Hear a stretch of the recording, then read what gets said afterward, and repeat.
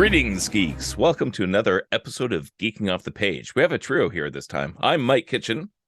I'm Troy Bowman. And I'm Trevor. And for those keeping score, this is episode 62. Just in case you were wondering. So, gentlemen, what's been happening this week? I've been watching a lot of Twitter. Yeah. Twitter is my primary entertainment these days. I think right now Twitter is the best show on the internet. It's exciting to see such a large juggernaut go down in flames. Is it going down in flames? Oh, I'm yeah. having so much fun on it. Seeing Elon Musk going through the Twitter headquarters and finding interesting things and going through all the logs and files and all that kind of stuff. All the people being reactivated. Babylon Bee's back. That's one of my favorites. And to see them in the mix again, and Jordan Peterson's back. I love that. And the humor, like, it's my kind of humor. All that stuff that was getting canceled before is now coming back to the forefront. So yeah, that's my favorite show right now, is just watching the whole Twitter drama unravel. I just like the fact that everyone's like, well, if you pay us $8 a month, you can get the blue check mark. And what comedian said, fuck your blue check mark. I'll save that money for a coffee. Exactly. Yeah. Anyways, but at least everyone voted that Trump can come back. So there you go. That's a good thing. At least you won one thing. It's properly. fun. It's so much fun. But now what's funny, he doesn't want to go back. Now Musk has, because he's got his own whatever. Yeah, did you see that Milo Manara drawing that Elon Musk posted? No, I did not. It's great.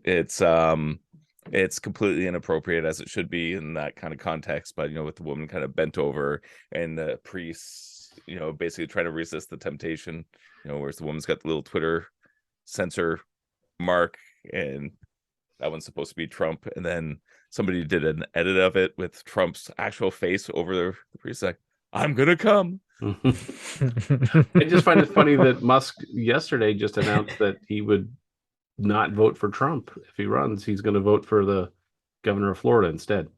So yeah, it's all fascinating. So much fun. I love this kind of entertainment, especially because I have no real stake in it. It's just like, yeah, just watch the madness ensue. It's great. What are you guys watching?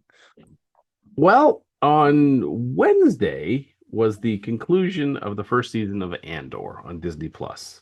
That is true. Yes. Wow. Yeah, glad I'm watching it, so you don't have to, Mike. Thank you, Trevor. So this was called Rick's Road. This is all about Cassian returning to his planet, where his mom's funeral's going on. Everyone's telling him don't come because it's just going to be an elaborate trap, and he's like, "Well, I'm coming anyway." And sure enough, it's an elaborate trap. Is this going to be an ongoing gag this episode? Yeah, I'm going to come. There were some nice high points in this episode. But there was also a couple of points I was just like, why? But this whole show has been following that format of let's grab a movie genre and devote a couple episodes to it, and then let's just change gears to another movie genre, devote some episodes to it. So this one has been basically since Andor finished the heist. By the way, the heist is over, guys. So this is kind of concluding the aftermath of the heist. The one shining point, we finally get to confirmation of what it was he was building in the prison factory. I'm going to spoil it for you, Mike. They were the couplers that connected the panels for the main dish of the Death Star, which we actually get to see that dish as it's being assembled above the Death Star, as the Death Star's pretty much complete at that point. Oh, I saw a bunch of images of that online. I'm like, why are there suddenly all these like Death Star construction? Yeah, photos? it was an actual post-credit scene, which is it was one of those things. It was like, they got to show us what these goddamn things they've been building is for, and they did. Thankfully, they gave us the payoff. Mm-hmm. But yeah, as an end credit. Yeah, as an end credit. Yeah. Is that something that would have been better as part of the actual show, or did it? No. It didn't have any bearing on. Yeah, okay. Yeah, exactly. Because it's being made anyways, right? Because it's going to be active in like less than 4 years. It's going to be active in less than 4 years. So yeah. So am I happy with, I mean, and also down here, Andor was playing on ABC and Freeform and Really? so they were playing like the first couple of episodes. I think partially because everyone's home for Thanksgiving and maybe we can drum up some business for Disney Plus. Yeah, if not everyone has Disney Plus, this is a chance to like, hey, everyone can watch it on Disney Plus too. Yeah, so from what I gathered, they got some pretty good ratings out of it. My feelings on the whole season are kind of like meh, meh. So yeah, I there were some really thought-provoking things they did throughout the season. There were some very not so thought-provoking things they did throughout the season that just kind of there were times I would be like, I could just pause this or hit the X or go find something else to do. But I kind of wanted to see where they're taking this, where where Filoni and Favreau were taking this. So Favreau's involved? well, they're the two of them guys, are now involved. They're the ones that are in charge of the television Star Wars. Yeah, they're in charge of that. So it seemed to me like Favreau, like kind of sort of like he did with Marvel, where involved at the beginning and just kind of takes a backseat and kind of lets things happen afterwards. No, I mean, they're now part of all the things Disney's doing via Star Wars. So, okay. So it's yeah, I'm not happy with the way that they treated the series, but at the same time, at least they didn't muck it up at the end like other Disney shows. Yeah. Here's looked at you, Falcon and Winter Soldier. Oh, I'm still sore about that. Yeah, everyone's still a little bitter about that. Should we go back to that? Let's go back to that. Let's go back to the source of this podcast. Troy, what did you think of Andor? I'm guessing you. Let's not cover stuff we did a year ago. So I did watch it, and like I've been saying from the get-go, I've been enjoying the series like wholeheartedly because this is probably the best Star Wars that I've seen in quite a while coming out from the Disney versions. I mean, I enjoyed the sequels, but there was always something missing from it. And when they gave us Rogue One, that was like, this is a revitalization of what I originally enjoyed about the classic Star Wars series. I mean, there was a lot of underdog, there was a lot of fighting, there was a lot of really good Imperial use and all that sort of thing. And that's what I got from this Andor series. Now, like I said in the previous episode, it was a mistake to focus in on Andor as the main character. I understand at the beginning it would have been really cool, like a couple of episodes. Let's get Andor, let's get him into this, get the audience used to this universe and all that sort of thing. But the other things that they introduced, like the rebellion trying to be built, the Imperials taking a stronghold on the galaxy, those are the stories that I really got into. I mean, I enjoyed seeing Diego Luna doing his different movie genres, as Trevor puts it, and it is true. The beginning of it is basically each episode is a different movie genre, and it's kind of neat to see those different genres in the Star Wars universe. But I enjoyed the look of it. I enjoyed the feel of it, and like I said, everything that wasn't Diego Luna was what I really wanted to see more of, because it's the first time we've seen this sort of thing. Like Mon Mothma trying to deal with the Senate basically falling down around her and trying to save her own ass because she's funded a rebellion that's going to like bankrupt her and her family, dealing with family issues with her gambling husband and her distant daughter, and then finding out what Rael is doing, like this stuff's all in Andor. Yeah, and this is all Andor. Yeah.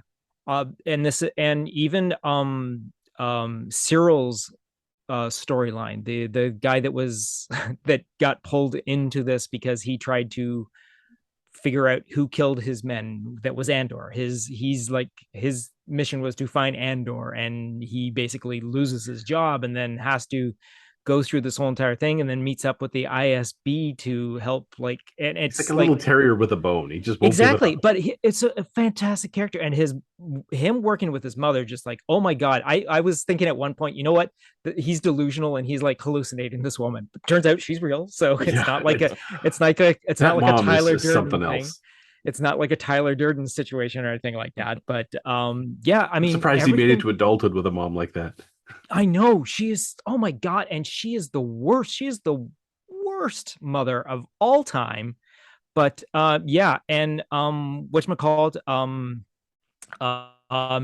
Miro, the female ISB agent, Mm-hmm. her storyline is fantastic. Her trying to, it's kind of neat because we do know by the time we get to around to the original trilogy that there's not a lot of female characters in the Imperials, because I think just the way that they go to the background. They don't become foreground because I'm pretty sure there are a lot of female characters in the Imperial Navy and the Army throughout the galaxy, but the ones we're focused on and are all the main guys. Like we're guys centered around Darth Vader, we're guys centered around the Emperor. So we're going to see the top notch guys, which are all obviously male characters and all that. But That's sexist. to see, yeah, I know, and also to see a different, like, of course, they're all human. They're like, which is what we know about the Empire. But it's nice to also see that we're seeing some different colored skin as well, which is kind of neat. We're seeing old, we're seeing young with the Imperials. Yeah. Yeah.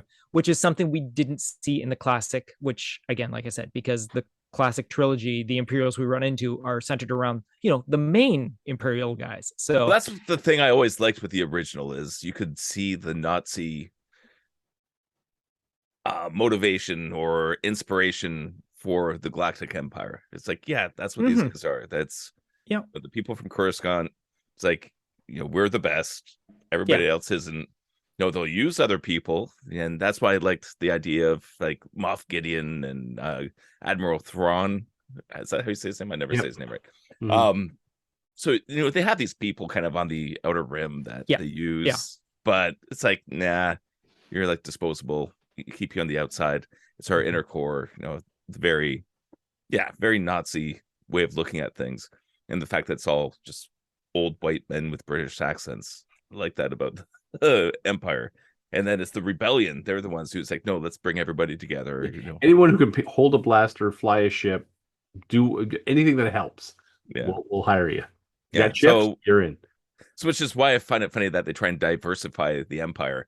But if it's Outer Rim, if it's early stages, if it's them trying to set a foothold in a territory, okay, that seems like a very Nazi they're going to use what they have.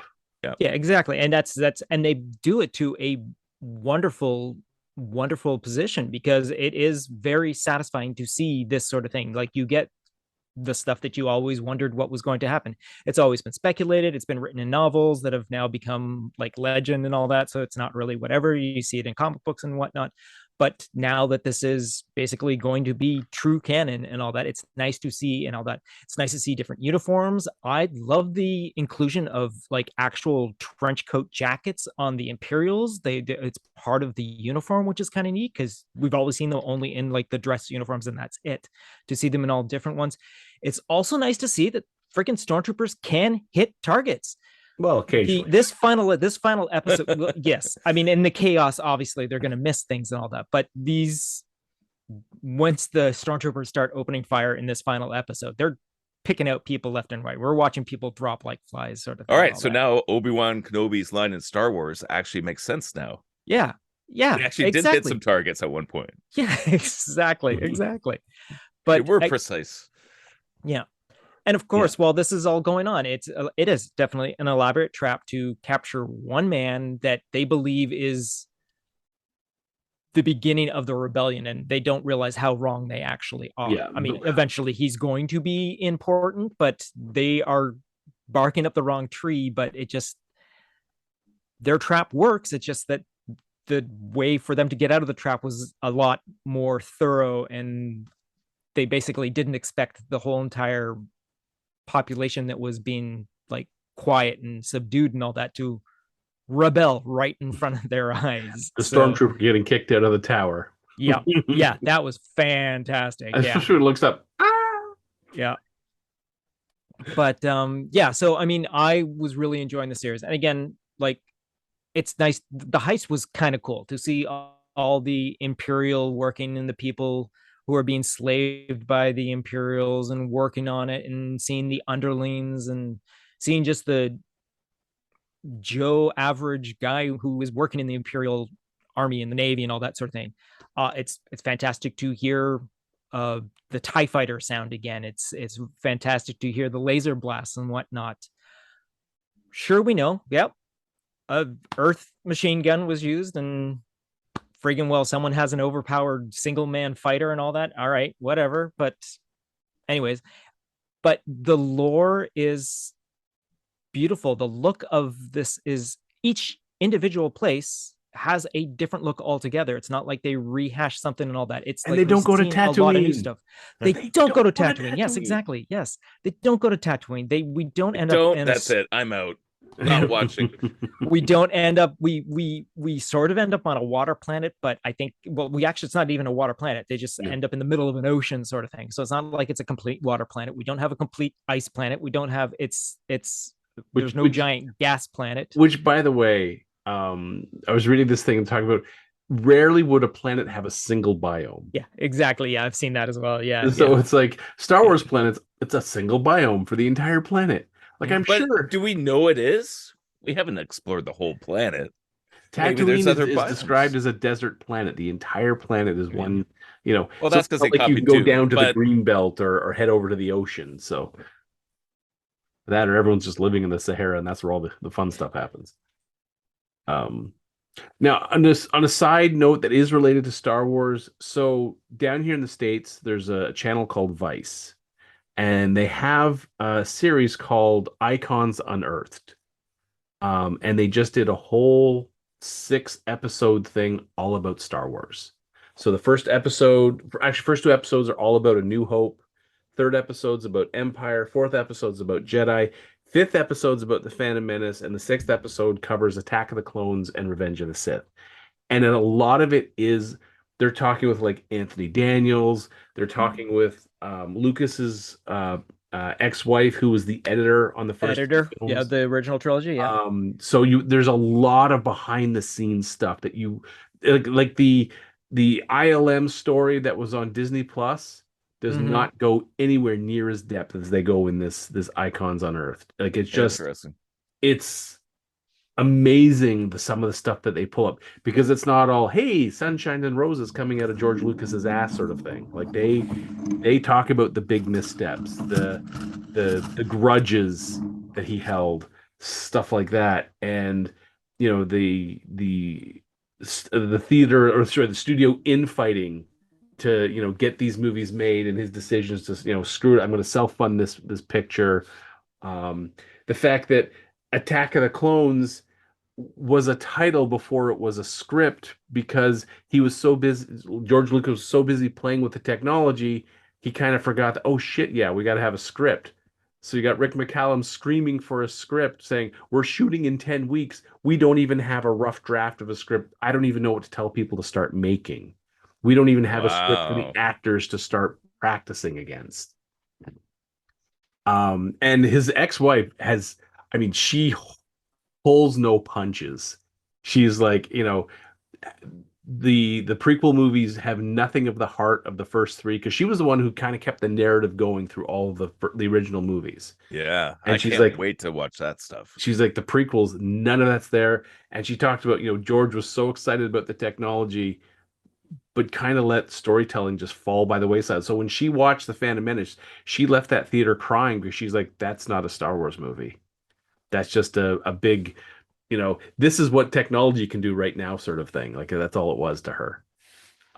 So yeah, if you get a chance to watch it, it's on Vice. I believe you can go to the vice.com. I don't know if it's available up in Canada.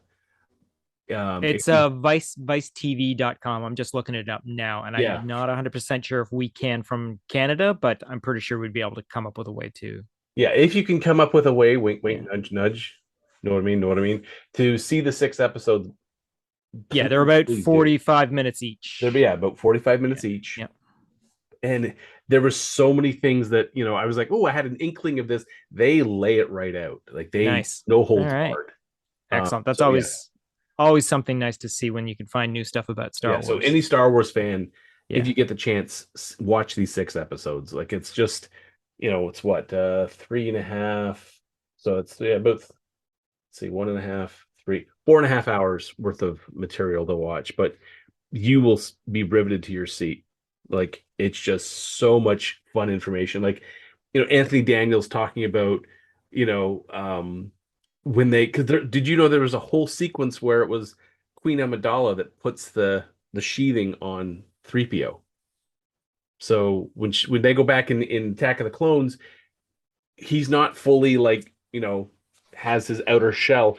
Amidala has this whole sequence where she's affixing all the stuff to him, giving him his skin. They cut that out because that's just too slow. But then you get, the ex-wife saying, this is the kind of stuff you need to put the humanity back into this sterile, boring set of movies. I still hate that C-3PO is Luke's brother. Yeah. I hate that. Well, half brother. Well, if she put the skin on, it's full brother at that point. Sounds like a Pornhub title. Anyways, yeah. So I saw that and I figured. But technically, 3PO is Frankenstein's monster, isn't he? Yeah, he's built from spare parts and whatnot. Whatever. Annie could salvage. Mm-hmm. Anyways, yeah. But anyway, so Trevor enjoyed Andor. Trevor didn't enjoy Andor. Troy definitely enjoyed. Tolerated Andor. Okay, all right. I'll take that. Yeah, okay. I didn't say I enjoyed parts. There's parts I didn't enjoy. I think it's a lot of wasted opportunity. So, yeah, I did enjoy watch it. Yeah, but I did enjoy the fact that everything is like this final episode was the longest episode. It was clocked at like a full 52 minutes. But the nice thing is it was a very shortened previously on. Yes, but again, it's nice to finally get. You skip the intro, and that's still the Andor fucking logo comes up. But you finally get the full score of what the Andor theme actually sounds like in this final episode. But finally. Yeah, again, it's But I listened to the score earlier. I found it on YouTube and listened to it. It's on Spotify as well. So yeah, but a big thing. Yeah, so this was the longest episode. I think it clocked in at 46 minutes total of like actual footage, cutting out the beginning and the end credits, the long credits, and then you got to jump to the end credits to see the Death Star final scene. But the fact that like all the episodes are roughly around 25 to 35 minutes, so I mean they go through smoothly if you watch them back to back to back. Yeah, I can bring myself to watch them all back to back to back to back. Yeah. But again, I'm going to go through a second time watching them because we have people in the household that haven't seen them that are interested in it. I think it would probably be best for them to have seen it back to back to back to back. So sit down, watch 3 episodes in a row, 3 episodes in a row the next day, 3 episodes in the next day, instead of having to go these past, 10 weeks? 9 weeks, because we had 3 in the first week, right? So mathematically it comes out to 9. But anyways, so the next thing we have coming up for Star Wars is I guess it would be Mandalorian season 3, is it not? Or is there something else? There's something else, isn't there? Oh, there's got to be something else. Someone with a tickety-tackety, clickety-clacketies that we're talking over so we don't actually hear someone's keyboard typing away, because that's one of my least favorite things about listening to podcasts. You know that one person on there is like, click, click, click, click, click, click, click, click. I'd have to say it's a very distracting thing, especially when you hear someone else talking and all you hear is... Yeah, who's typing? We've got Bad Batch is January 4th. Mandalorian season 3 is 2023. Bad Batch is first, right? Yes, yeah. Young Jedi Animated Adventures 2023. Star Wars Visions Volume 2 2023. Yeah.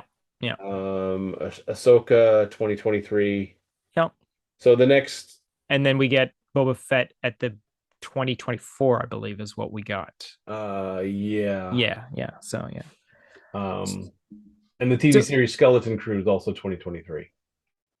I completely forgot about Skeleton. In development is the Acolyte, the Lando, Taika Waititi Star Wars movies in development.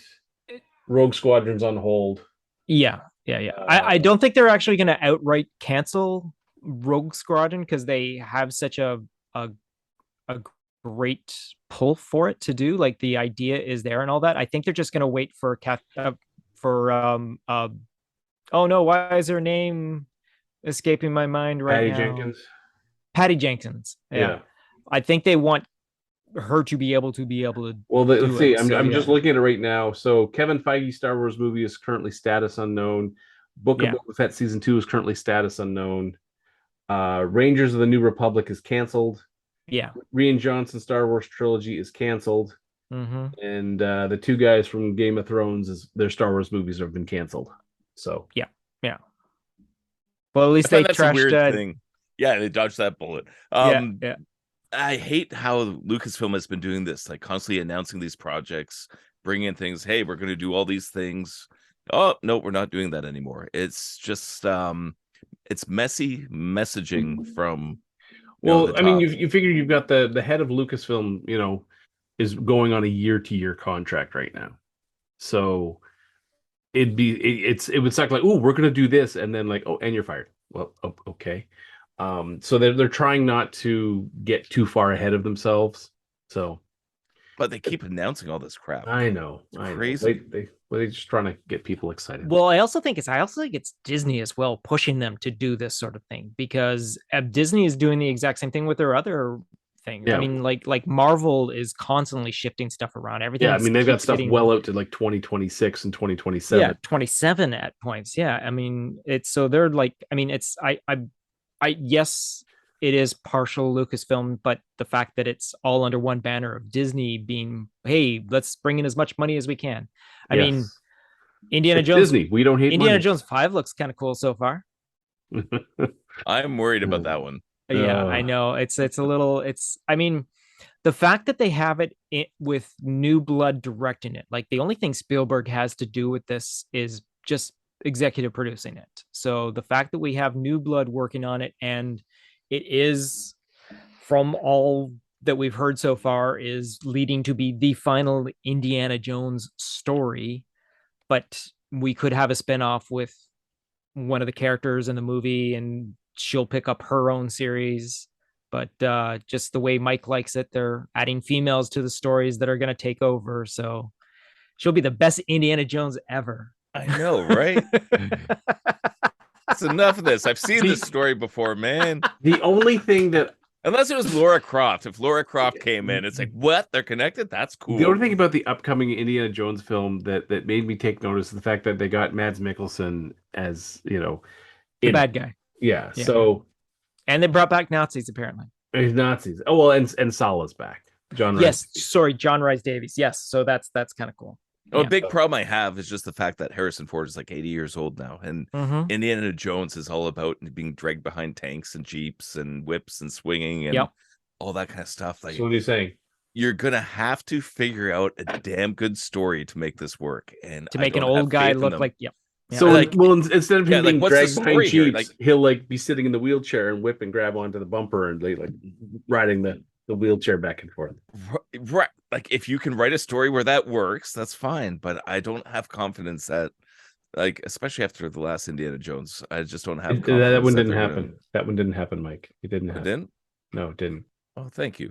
I learned something this podcast. Just mentally. Here now. Another shining point is Indiana Jones movie. Is John Williams has announced he's returning to compose for this film, so that's an upside. Yeah, and then I believe he's completely retiring after that. Yes.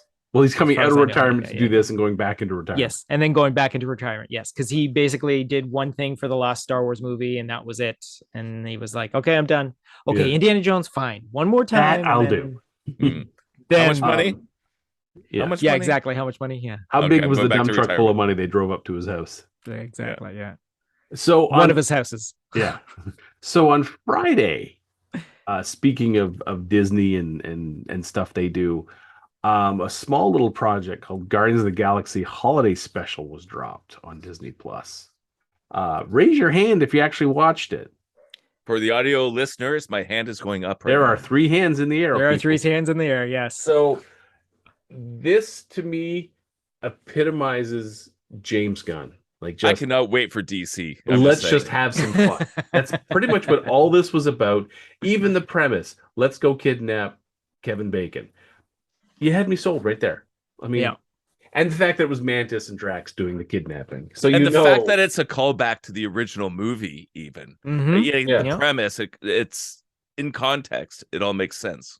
And they make references to the original movie when talking to Kevin Bacon. Like, didn't you save a whole town? Well, Quill saved the entire universe with dancing. And you taught him how to do that. Yeah. So to me, this was a fun movie. Or fun little short. I watched it with my wife late last night, and I just had a great time watching it. This was kind of what Marvel needed to kind of like take a breath and show something like this. And I hope they do more. Yeah, it was like this and Werewolf by Night were the two that got me. Those were the two that I watched. It's like, oh, this feels fresh. I got some joy out of watching it. It's like, yeah, more of that. Like, enough of this other crap. Like, the fact that they're using the special presentation opening is just, so yay. As soon as that started, I like it. Yeah. Because I watched it early this morning with Aslan, because I was like, hey, let's go watch the new Guardians thing. It came out yesterday, and so we sat down and watched it, and there were a couple minutes where I had to pause it and all that to remind her of what was going on, because she had a like, who, what? Okay, I love the fact that now anybody can cosplay as Groot, because Groot has looked so different every single time that, oh my god, buff. He's got some mass now. Yeah, exactly. Yeah, he's hitting his 1920 stage, and exactly. Yeah. Feeling the roids. So for people who haven't watched it, the hell are you doing listening to this? Go watch it. The plot is we find out a couple things. Number one, the Guardians of the Galaxy crew has purchased Nowhere from the Collector. Mm-hmm. They're going to use this as a base, and this is something that's going to carry on into Guardians of the Galaxy 3. And we start, and it actually starts animated. And I was like, oh, is this all going to be animated? And I was so thrilled when that was happening. When that happened, because when this whole show was announced, I thought, okay, this is going to be a goof on the Star Wars holiday special. Mm-hmm. And so I thought it was going to be way more tacky than it actually was. So this Guardians special, you get an actual story. It's not just random things and random guest stars and Wookiee Life Day, but you needed an animated spot. You had to. If you're doing a holiday special, you have to have that animated. I even thought at one point the whole thing was going to be animated, except for a chunk of live action in the middle, kind of like an opposite of the Star Wars holiday special.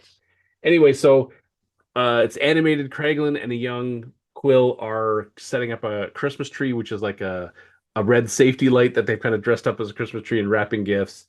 Yondu shows up, and he's like, what the hell's going on? We're Ravagers, you earn what you take, sort of thing. You don't give it, you're not given a free handout. So he orders them to rip it all down. And during that moment, all my kids jumped in. It's like, he's the Grinch. He's Mr. Scrooge. It's like, okay, you guys got the character down. That's great. Also, they got Rooker to reprise the voice, which was awesome. Yondu. Yeah. When I heard he was coming back, it's like, how are they going to bring him back to life? And then they cut to live action, and it's Kraglin telling the other Guardians this, and the best part is Drax starts laughing. The part where he kicked the tree, and everyone and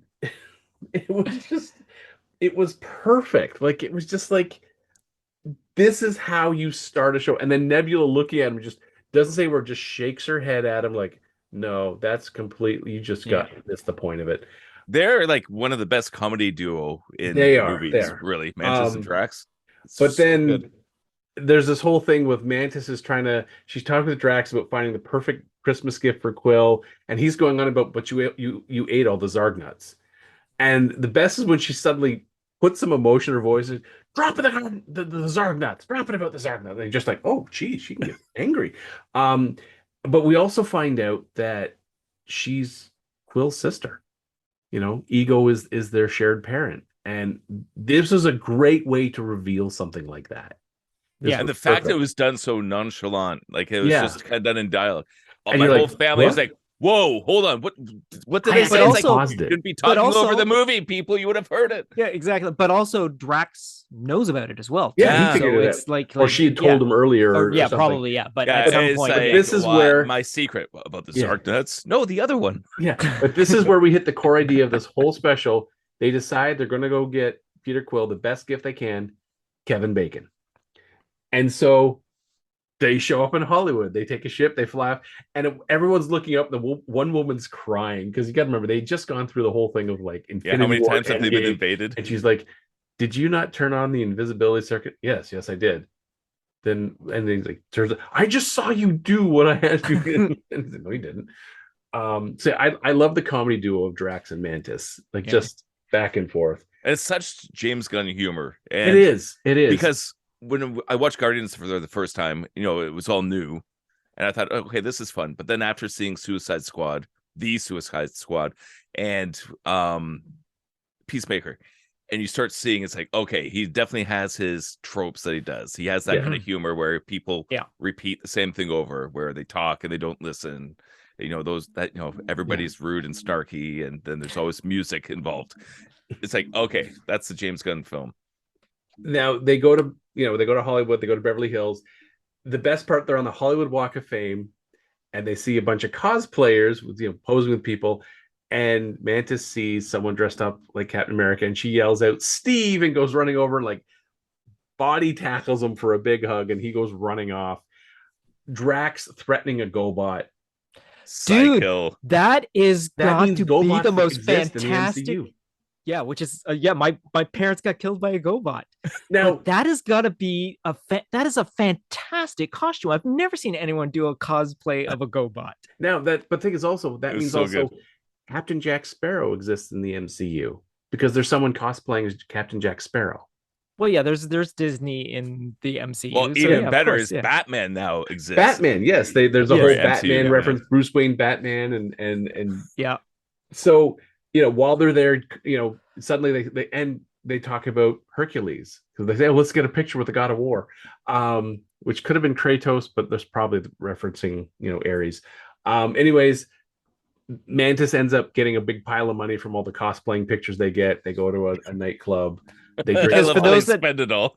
Yeah, so for those that don't actually know this sort of thing, out in front of Man's Chinese Theater, they actually have a lot of people dressed up in costume who pose with different people that walk by, and they usually end up tipping them to have their picture taken with these fake celebrities. Yeah, now there was a bunch of MCU callbacks. There was, Captain Marvel, there was Black Widow, there was Ant-Man.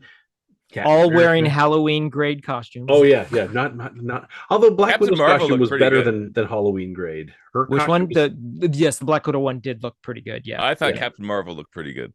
Yeah, but it was one of those single one piece like skin suits sort of thing. Yeah, or second skins or whatever they're called. But they end up, they spend through all the money they make. And Mantis, because they go to a bar. Yeah, he acquires go to a bar and get a Hollywood map of the stars, which they had to steal. Yeah, and when they end up going on the little trip, you see a bunch of different stars. They stop including Arnold Schwarzenegger.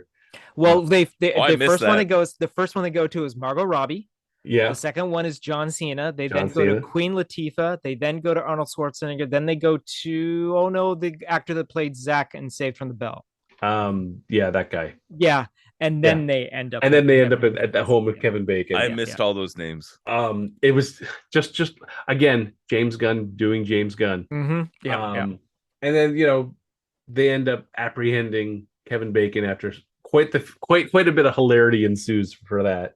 Oh, the candy cane and the little elf were great. Just how strong Drax really is. Like he picks up Mantis and throws her over the gate, and then he just hops over the gate like it's nothing.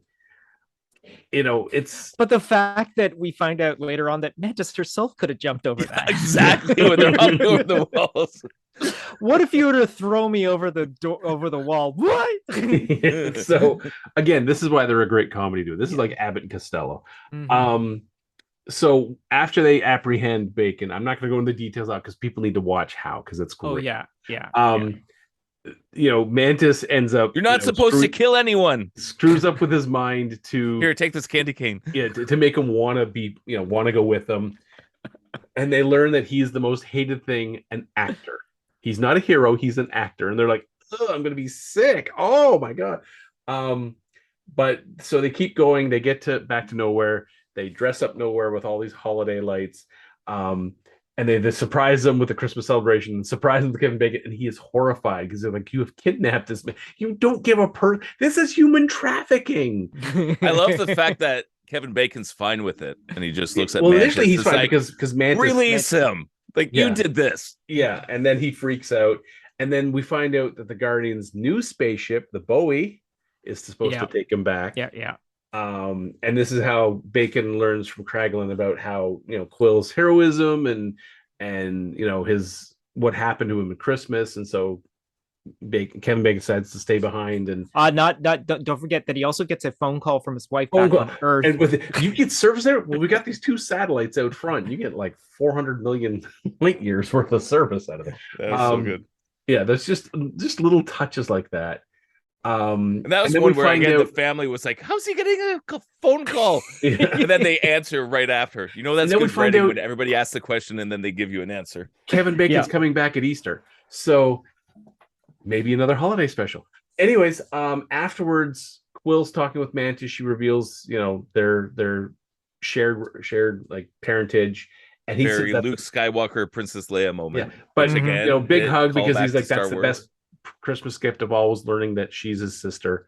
But then we find out what actually happened, the stuff that Kraglin doesn't know, the fact that Yondu went back later and got his, like, the first of the little toys that he had set up on his thing, and he gave Quill his elemental guns, which is awesome. Yeah. So that was a great payoff. It was a fantastic, and a freaking 45-minute non-stop pleasure ride, because that was and there were things like Cosmo, the talking Russian telekinetic dog, great, from the comics, is finally fully utilized. And then one of my favorite parts, I love his beef with Rocket. So Cosmo and Rocket, the two together, it's so good. Rocket still flies off I'm the not doing it. I don't like being yelled at, but I want one of those treats in your pocket. Yeah, yeah, it's like he just, you know, keeps flying off the handle. People call him a raccoon, so that was great. Yeah, and that Nebula gives Rocket the present that he's always wanted. You know, the Winter Soldier's arm, and it's the Bucky's arm. Yeah, it's Bucky's arm, and it's not the stainless steel with the star. It's the Wakandan one. It's the Wakanda one. So that means Rocket now has a vibranium arm to experiment with. Heaven help us all. This was just such a great episode. Like just why don't they make more of these?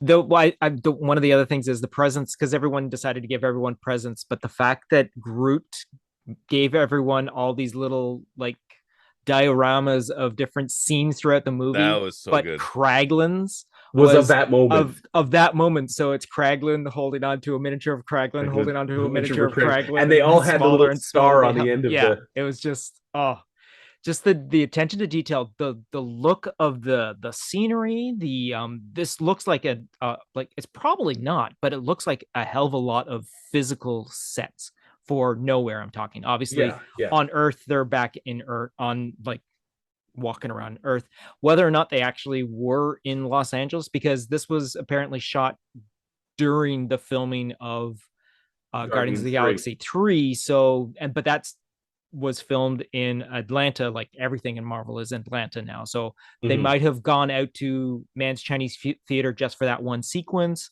or somehow faked it somewhere. But I don't know. But it was just that whole sequence was damn impressive. Yeah, exactly. Yeah, every single sequence was damn impressive, and everybody working on it. Like if you look at all the behind the scenes interviews and all that kind of stuff, everyone had so much fun filming this and working on it. They said, I guess Guardians 3 is supposed to be pretty intense, but this was just like a relax, enjoy it kind of project, and you feel it. Like everybody, my entire family enjoyed this. I think this is going to be one of the best Christmas specials of all time. Now, and the music was great. The music was great. And for anyone who, you know, after the second the credits start, cut it, you missed the best part. Groot, he's a tree, so you got to dress him up like a tree. So you got Rocket and Cosmo dressing up Groot as a tree, holding his arms out, then he puts him down and everything falls off. He ruined Christmas. He did. So again, like the record, the needle drops are so James Gunn-ish. I mean, the opening, the Pogues doing Christmas in New York, is that what it's called? Yeah, yeah, that's it. Yeah. But the fact that the old 97s doing that Christmas old song. 97s doing their own Christmas song, which is the opening band, that is such a fantastic way to open that. And the fact that they basically called Oh, Santa a scary, powerful, yeah, mutant. So yeah, and Mrs. Claus works the pole. It's like, she what? does. She works the pole, and they're going to stab his eyes Ho, out. ho, ho, ho. wait, It's you like, guys what? only just got these instruments yesterday? Yeah, It's so good. So yeah, This has me looking forward to the DC cinematic universe. Like, if this kind of joy is brought to things like Superman and Batman and all that kind of stuff, man, I'm so excited.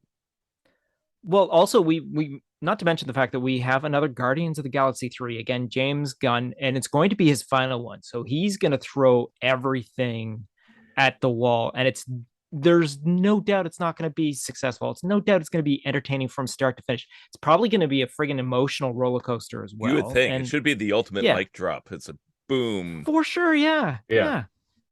This is how you should be doing films in the MCU. Off to DC I go. Yeah. But also the fact that we're probably not going to see these characters ever again in this configuration, because Dave Bautista has mentioned that this final time is his last time as Drax. He's no longer doing it. I like the fact how they simplified Drax's makeup this time. He's wearing a vest and all that, so apparently his nipples aren't as sensitive anymore, so he can wear a vest so they don't have to put all the friggin' tattoos over his body, which is kind of a nice thing for Dave Bautista not to have to go through again. But it's nice that we got this is how he wears his clothes now, because apparently his nipples are no longer sensitive. Sensitive nipples. I keep harping on, these strong female characters that are done badly in bad movies.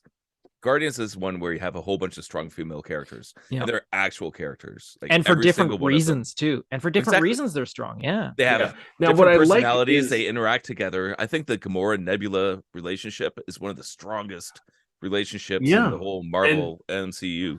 And speaking of Gamora, she was not in this. I thought she was going to show up at the end. But it was nice that she didn't show up, because this sets up whatever's going to happen in the third movie. Yeah, exactly. And apparently it's supposed to be like a massive time skip. It's like 8 years or 10 years or something like that. We'll see. But yeah, I hope Cosmo's part of the team in 3, like as a full member. Cosmo's so great. Yeah. So and that digital dog was really well done. Like it was so. And we've got 6 months until Guardians of the Galaxy 3 comes out. So this was the great time to kind of whet people's appetite and say, hey, in 6 months, check out the next film. Yeah. So, which everyone should be definitely looking forward to. Yeah, they should be anyway. Yeah, exactly. Yeah. I'm happy to be looking forward to a new Marvel movie. Makes me very happy. This does. But so you're not looking forward to Quantumania? I'm starting to get turned off by it. That's the one I was looking forward to. Right. And it's starting to feel a little too Doctor Strange, Multiverse of Madness to me. Like, I think they might be going off the rails. I don't know. So I'm starting to get hesitant. I can totally see where you're coming from that, because it definitely looks like hey, let's all shoot this on green screen, sort of. The environments aren't real, and and Ant-Man was always more grounded. Like, compared to all the other Marvel ones, it's like there was more. A guy who there was still some comedy to it. Yeah, but like now it's so over the top and so bonkers and so crazy, just like what happened with Doctor Strange. I'm like, it might go off the rails, and I'm kind of scared. Yeah, I just spoke with my nephews earlier today about Multiverse of Madness and the giant plot hole that that movie can't fix. So if she really wants kids that bad, why can't she just find a universe where Wanda was just hit by a bus and she just stepped right and goes, no kids, I'm fine, and go from there. But no, that's but Guardians, I'm looking forward to that. And the next Superman, I'm looking forward to that. And the next Batman, I'm looking forward to that. Yeah. So what else you guys been watching this week? Well, I did happen to get through a particular movie that was actually been on the road for the past couple of months. I actually originally, when it was scheduled to come out there, I was going to actually try and get to it. And that's Clerks III.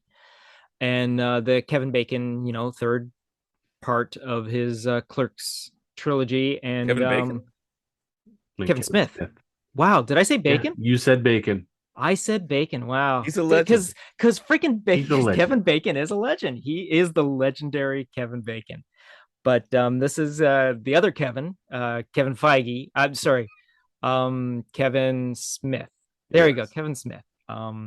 So he took his movie out on tour. He did this with the reboot a couple of years ago with Jay and Silent Bob reboot. Took it out on the road, had showings, would be in the theater, do a Q&A and all that. So I thought, oh, when Clerks 3 does this, I'm going to try and do this. Now, unfortunately, when the tickets were announced, I was a day late and they were all sold out. And then when I found out that because they had sold out so quickly, they added another one, I was $1 short the second time around. So I wasn't able to, of my 2 chances to see this in the theater when Kevin Smith came to Toronto to see it, which was 2 nights back to back sort of thing. But so unfortunately, I was able to watch it once it became available on video on demand. And so basically what this is if you've been following Kevin Smith, you'd know what this movie is all about. It's the only thing he's talked about other than He-Man for the past couple of years and all that. And so we basically pick up after the story of Clerks 2, and Randall and Dante, now owning the Quick Stop, are running the Quick Stop, and Randall, in the middle of a shift, has a heart attack and he has to go to the hospital, and turns out it's the Widowmaker. Like, it reflects Kevin Smith's actual life. We're at 50 during an actual live Q&A speech that he was going through, like his just like him just doing his a one-man show sort of thing in the middle of, at the end of one of his shows when he was supposed to be a double header, he had a heart attack, and it was this Widowmaker that almost killed him. And once he turned 50, he was thankful that all this happened. And so this is one of the things that inspired him to make Clerks 3.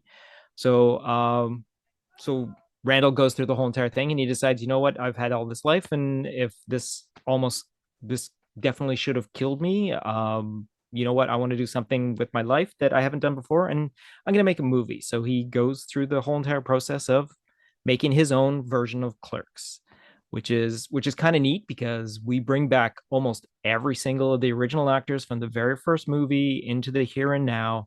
Dante starts taking on a lot more responsibilities to help Randall make this and all that. And we find out that the unfortunate thing is that Dante has lost his wife.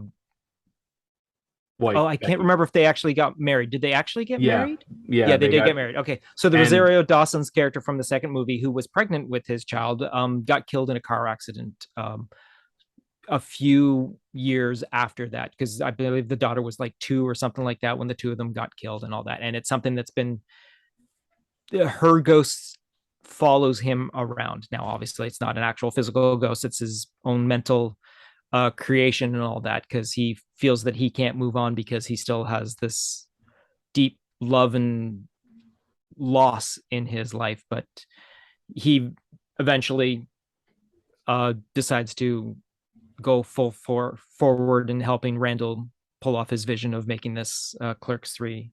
Well, I can't remember what they call Clerks and all that sort of thing, but it's kind of neat because they recreate a lot of the original shots, and you can see them setting it all up. And Randall decides for this time, just for artistic reason, to shoot in black and white instead of Kevin Smith's original reason, because it was just cheaper to shoot in black and white.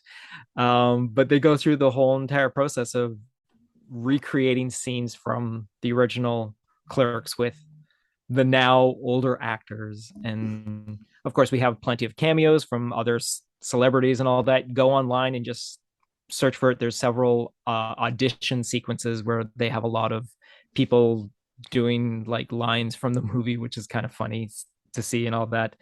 But and it is what Kevin Smith has geared up to be. It is a very funny movie. It's it's a nice short movie, which is cool, which is the way he wanted it to be. It's like just under 90 minutes. But it also has a lot of emotion to it, which is kind of neat to see that these two actors who play Randall and Dante have definitely improved on their acting. It's they've gotten better at it. There's more emotional, especially in, and I wish I could remember the actor's name, but if someone were, while I'm talking, would come up with the actual actors of both Dante and Randall, because Dante Brian O'Halloran is Dante and Jeff yes, Anderson is Randall. Thank you.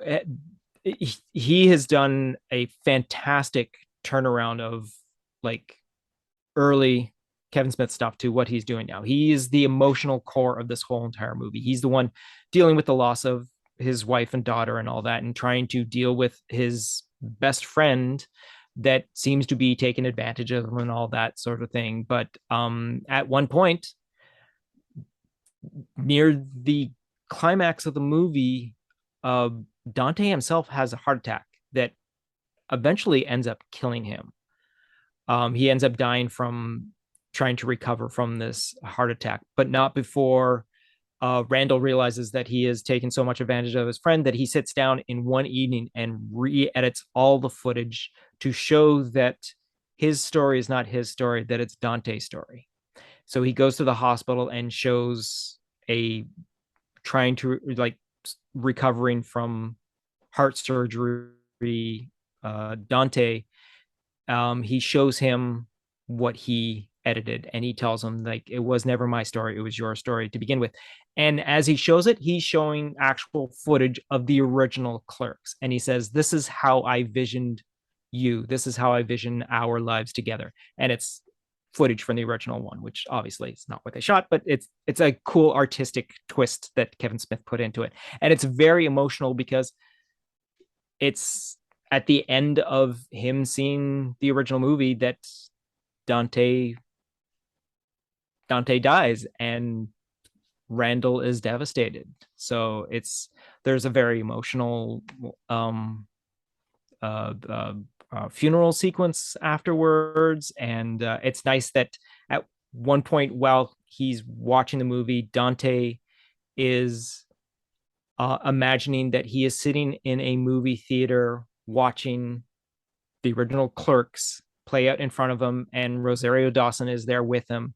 And before the actual thing finishes, he says, okay, I'm done. I trust this guy to finish off the story properly, and then gets up and with Rosario Dawson leaves the theater. And at that point in reality, he passes away. We go to a funeral, and then Randall has to go on with his life after it. And it is a very emotional, it's an emotional heart pull on your heartstrings. And Kevin Smith did a fantastic job doing it, because it is legacy characters that he has given to the world, and everyone's gotten so attached to these characters, and to see them go through the hardship that they do, it's a fantastic payoff to have this emotional pull of this, just let's throw together a bunch of money, let's put out a bunch of credit cards, let's make this black and white film with a bunch of my friends from way ago, to come to this conclusion of this very heartfelt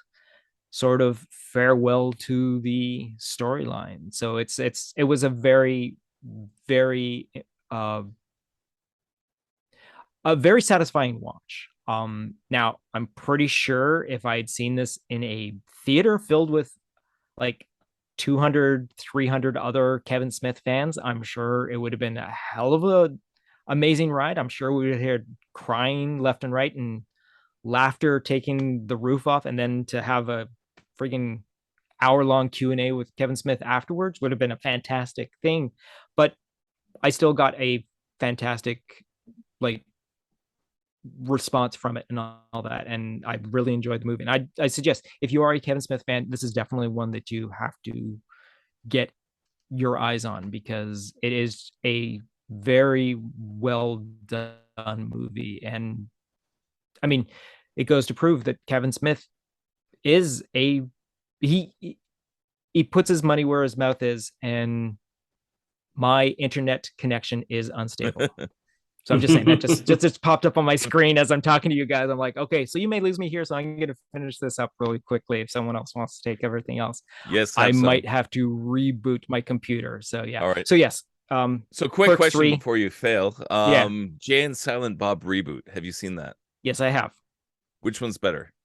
Oh, this Clerks 3 I would say is Clerks definitely 3. better. Yeah, Clerks 3 is definitely better. Because Jay and Silent Bob reboot just looked like, hey, let's do some more of what we did in the Jay and Silent Bob Strike Back, but not as Funny. well. Yeah, not as funny. Yeah, it was missing the lightheartedness and the originality of the first one. And again, it just felt a bunch of forced encounters. Yeah. There were moments, there were some good moments and all that, but again, it seemed like way too structured, too organized. It just like it was, yeah. But yeah, this definitely, and again, because it's something different in this universe. Like Kevin Smith has done some great movies. Like if you haven't seen Red State by Kevin Smith, that is a fantastic departure from anything he's done before. I mean, it is a horror film straight out. It's fantastic. But then he does stuff like Tusk, and he does stuff like Yoga Hosers, and again, he can do a lot of stuff, and he is very good at a lot of stuff. But what he's good at is writing emotional stuff, and it definitely shows in this movie. Clerks 3 is definitely worth your time. That is true. And again, it is an hour and a half, which is the way that he wants it, because he understands you don't want to sit for 2.5, 3.5 hours for his type of movie to have to sit through. Because originally, like he has said on his podcast several times, that yeah, I shot like a 3-hour movie for Clerks 3. Now I got to cut it down. And you hear the update. Okay, this week I got down to like the 2-hour point. I got to keep going and all that. And so it's yeah. So there you go. Clerks 3, Kevin Smith. Good job, sir. Good job. Wish I'd seen it live, but yeah. I'll have to check it out. Yeah, definitely. Okay, I seem to be stabilizing right now. So all right, you never know. I might not be here much longer. All right. So last Sunday on HBO was the end of season 2 of a show called The Vow, which, for if you don't know what anything this is about, I'm just going to give a quick overview, because this actually kind of hits very locally for me. So I live in the Capital District of New York State, and there was a group called NXIVM, NXIVM. So they call it NXIVM, which was like this whole self-help professional program you could be a part of, and it helped you with networking and all this other stuff. But there was a lot of friggin' in the riggin' that people didn't know about. And the leader of this group, Keith Raniere, basically a very deviant human being that needs to be pummeled to death. Anyway, so as NXIVM rolled on, it got a fair amount of attention. It gathered some celebrities like Allison Mack, who was in like the Smallville show, Nikki Klein, who was in the reboot of Battlestar Galactica, and many others, including Sarah Brofman of the Canadian Brofmans, who are like, stupidly rich.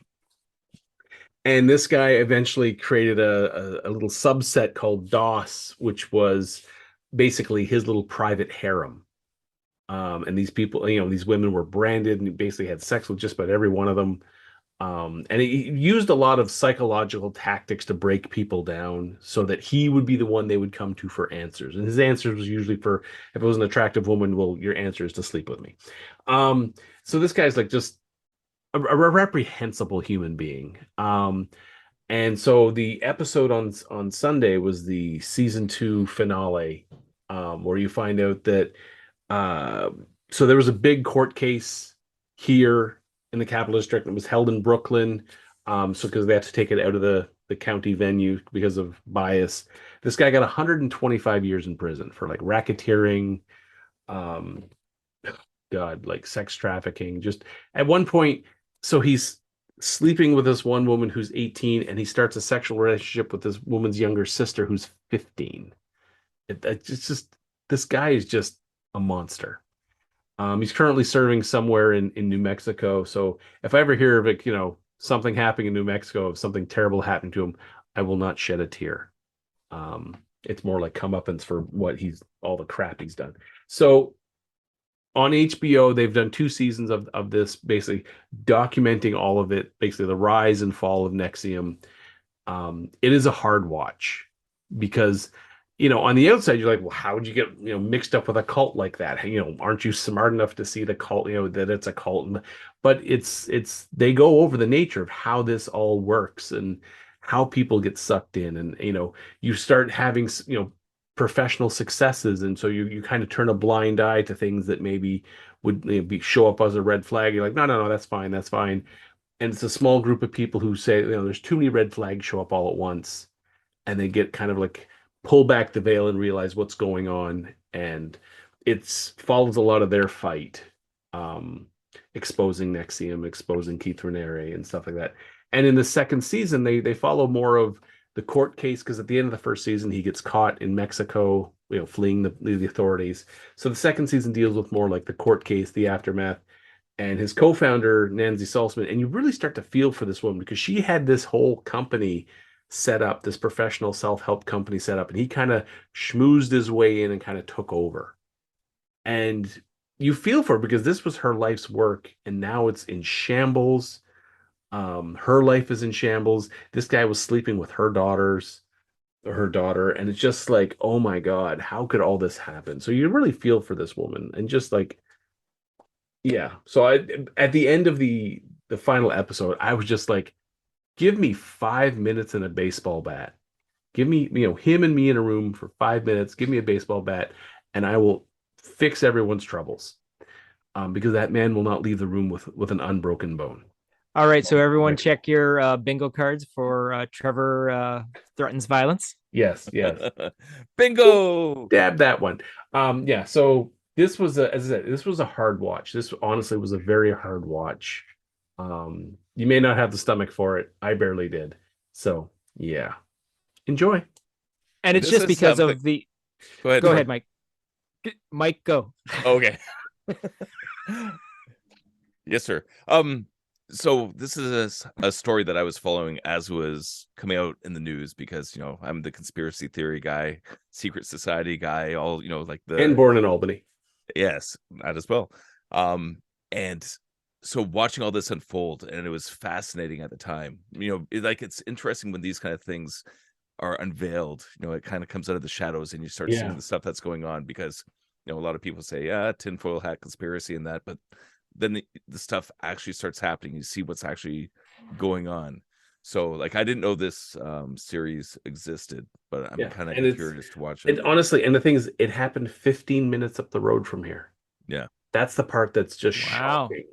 That's how close I am to where this all kind of happened. Now, they did have they had offices in LA and Seattle and Vancouver and all this other place, but the headquarters 15 minutes up the road. And it's kind of terrifying that this stuff happens. And so when I watched, my wife and I were we started watching the first season, the whole time it was just so you see they'll have cutaways sign of Albany or sign of Clifton Park, and that's really close. I recognize some of the when they're driving along the street and you're like, I know that street, I know the street you're on, I know the intersection you're passing because so it hits close to home. And it's terrifying when you're like, this stuff happens, and not only does it happen, it happened 15 minutes away up here. So this is why normally I wouldn't watch this sort of true crime stuff. True crime is more like my wife's, favorite genre. But yeah, you get sucked in, and especially the whole time they're like, oh, by the way, this happened just up the road. And you're just like, oh God, yeah. Because it sounded, on the surface, this is a thing that you'd be like, oh, well, yeah, if you feel like your career's kind of stalling, this would be the perfect program for you to sign up for. You meet all these different people, and you make a huge network of connections. And this whole thing, they were like, oh, well, if you're an aspiring actor, well, we have professional actors here, and they may be able to get you in contact with their agents and maybe set up some. And you're like, oh, but that absolutely, why wouldn't I?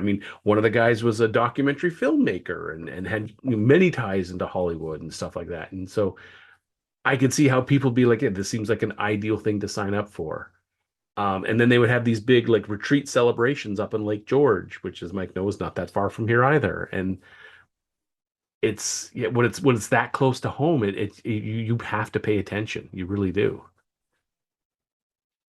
What were you going to say, Troy?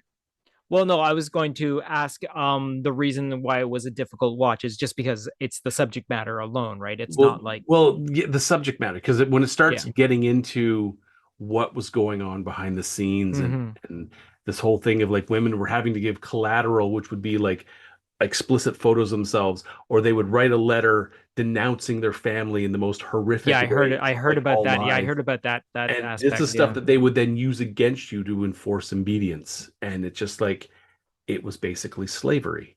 And then they would like you would be given an assignment. Well, you have to go sleep with this guy, and he has to report back that he had a good time. And even if it's just like that's slavery. That's sex trafficking. Yeah.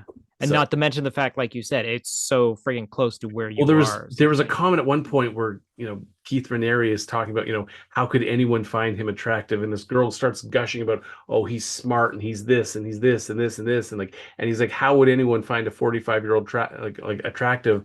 And so she says this is like, would a 15-year-old? And you're like, why would you ask if a 15-year-old would find a 45-year-old attractive? That's just the wrong line of questioning, and it's just that sort of stuff. And yeah. Yeah, and then there's a whole like series of like what up app they had the or what app they had the text conversation between him and a 15-year-old, and it's just like, no, this is just wrong. Just wrong. So wrong on so many levels. So yeah, that's the part that makes the tough watch, is you're just like, this isn't a movie. This is stuff that's actually happened, and just like, ugh. Yeah, you feel like you watch it and you're like, I need a hot shower with like lye soap or something, because I gotta wash that.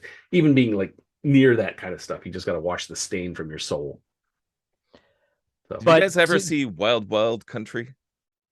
it sounds familiar. That's one no. where it's like I think it was like an Indian guru came and started a utopian city in the Oregon desert, and it started out being kind of like a hippie guru kind of Was that on retreat. Netflix? Yeah. Yeah, yeah, And yeah. then That it was a just went while back. horribly wrong, where they start, like taking over the town, and it starts getting violent, and like Yeah. everything goes sideways. Like that's another one that was like that.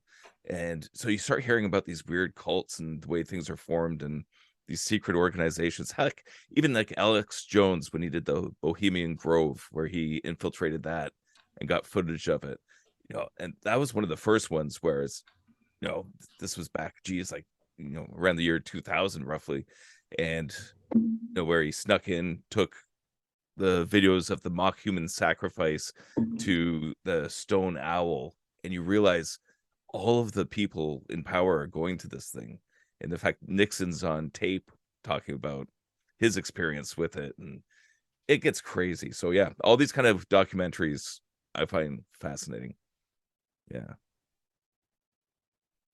Yeah. So that was the vow. All Anyone right. else? Okay. Anyone else got anything? Well, I got something else. So everyone's seen A Christmas Story, right? Absolutely.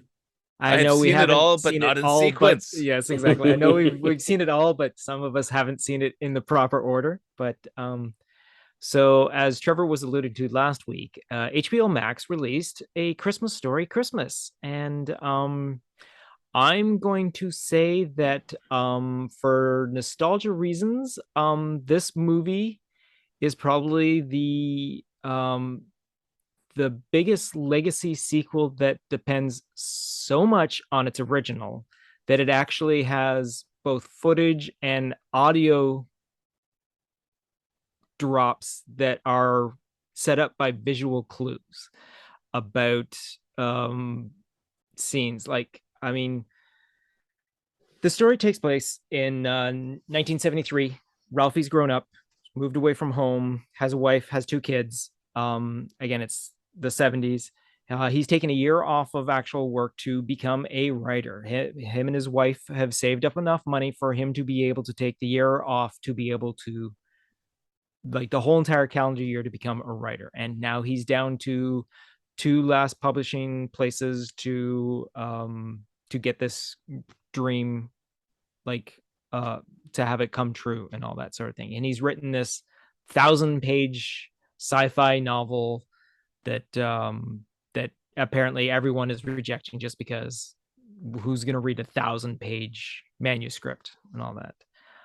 So in the process, we are getting, obviously, it is getting close to Christmas. The routine usually is Ralphie's parents drive down to their place and they celebrate Christmas there. So while they're about six days away from Christmas, Mom calls with the sad news that unfortunately Dad has just recently passed away. Now, obviously, the original actor who played the father has been unfortunately passed away for a few years, but it's the 70s, so we just put it in all that. So we start off the movie with an emotional twist.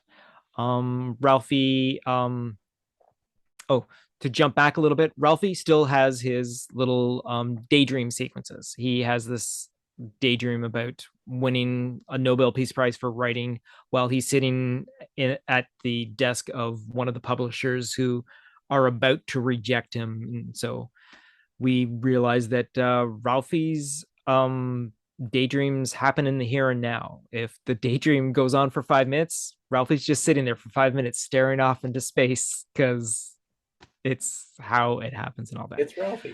It's Ralphie, yeah. So the movie plays up on a lot of the actual tropes. We bring back, hey, I'm talking about the second movie that brings back a bunch of the actors from the original movie.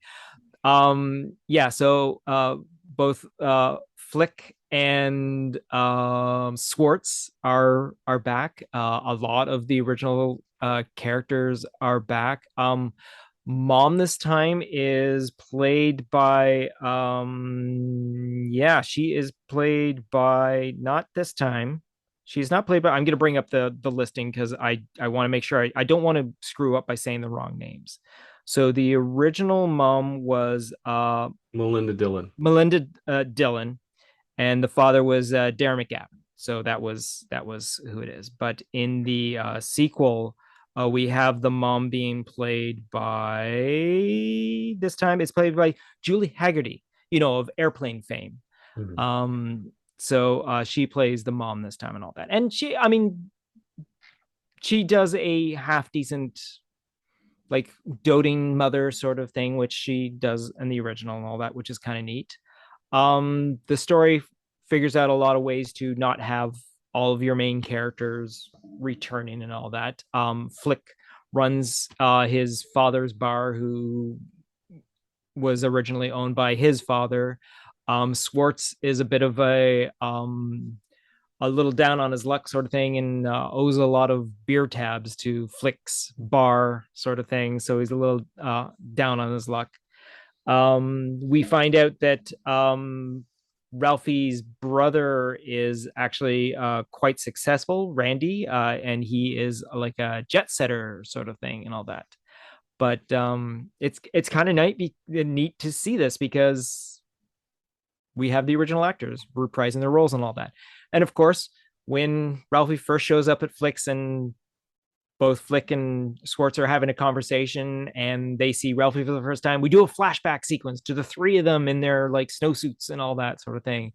So the movie is heavy with a lot of that sort of thing. We have when it's the original house, which is kind of neat. They go back to the actual area where the original movie was filmed. So it's the exact same setting and all that, just several decades later, because it was originally 1983 shooting for 1943, so this is 2020 shooting for 73 sort of thing. So it's kind of neat to see that and all that.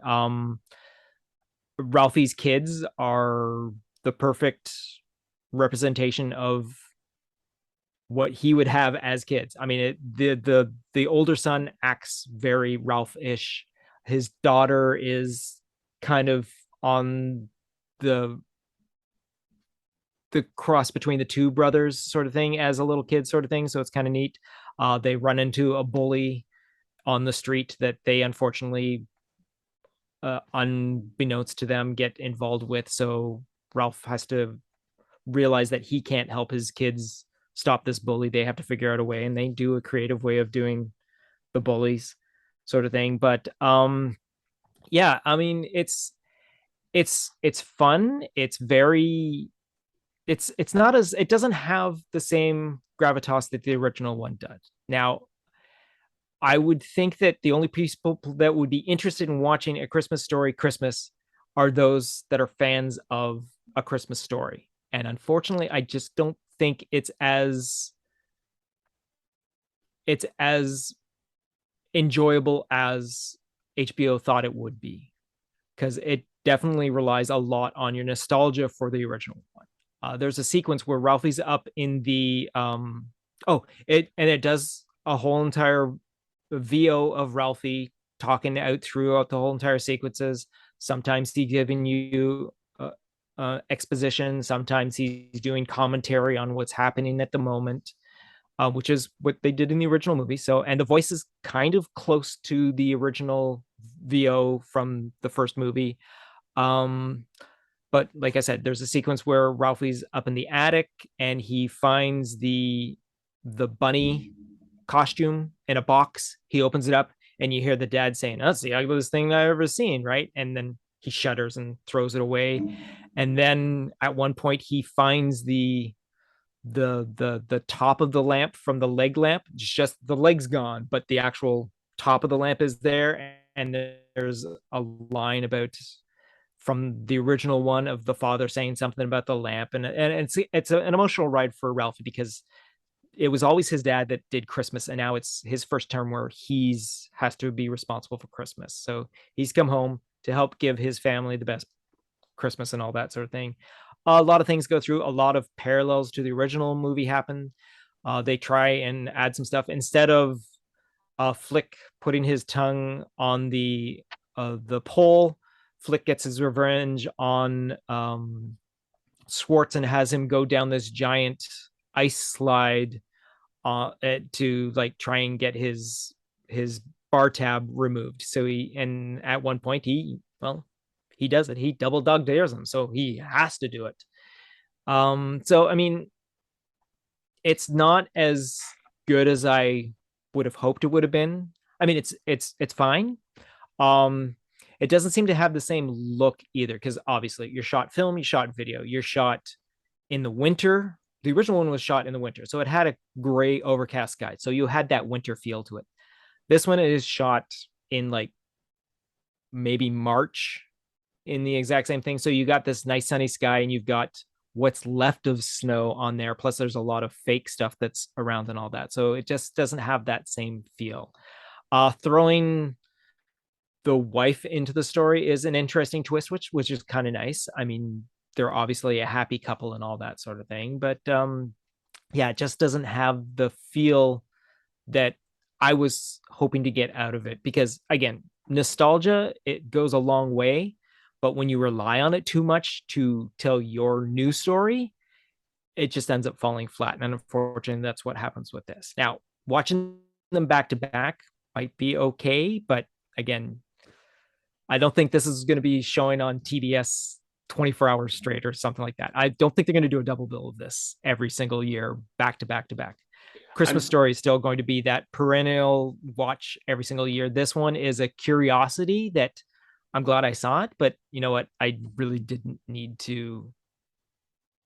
I'm sure at some point Ted Turner will pay HBO for the rights for it so he can play them one after the other continuously on Christmas Eve. That's true too. This would be HBO, so yeah, it'd be a little more difficult to do that sort of thing. But yeah.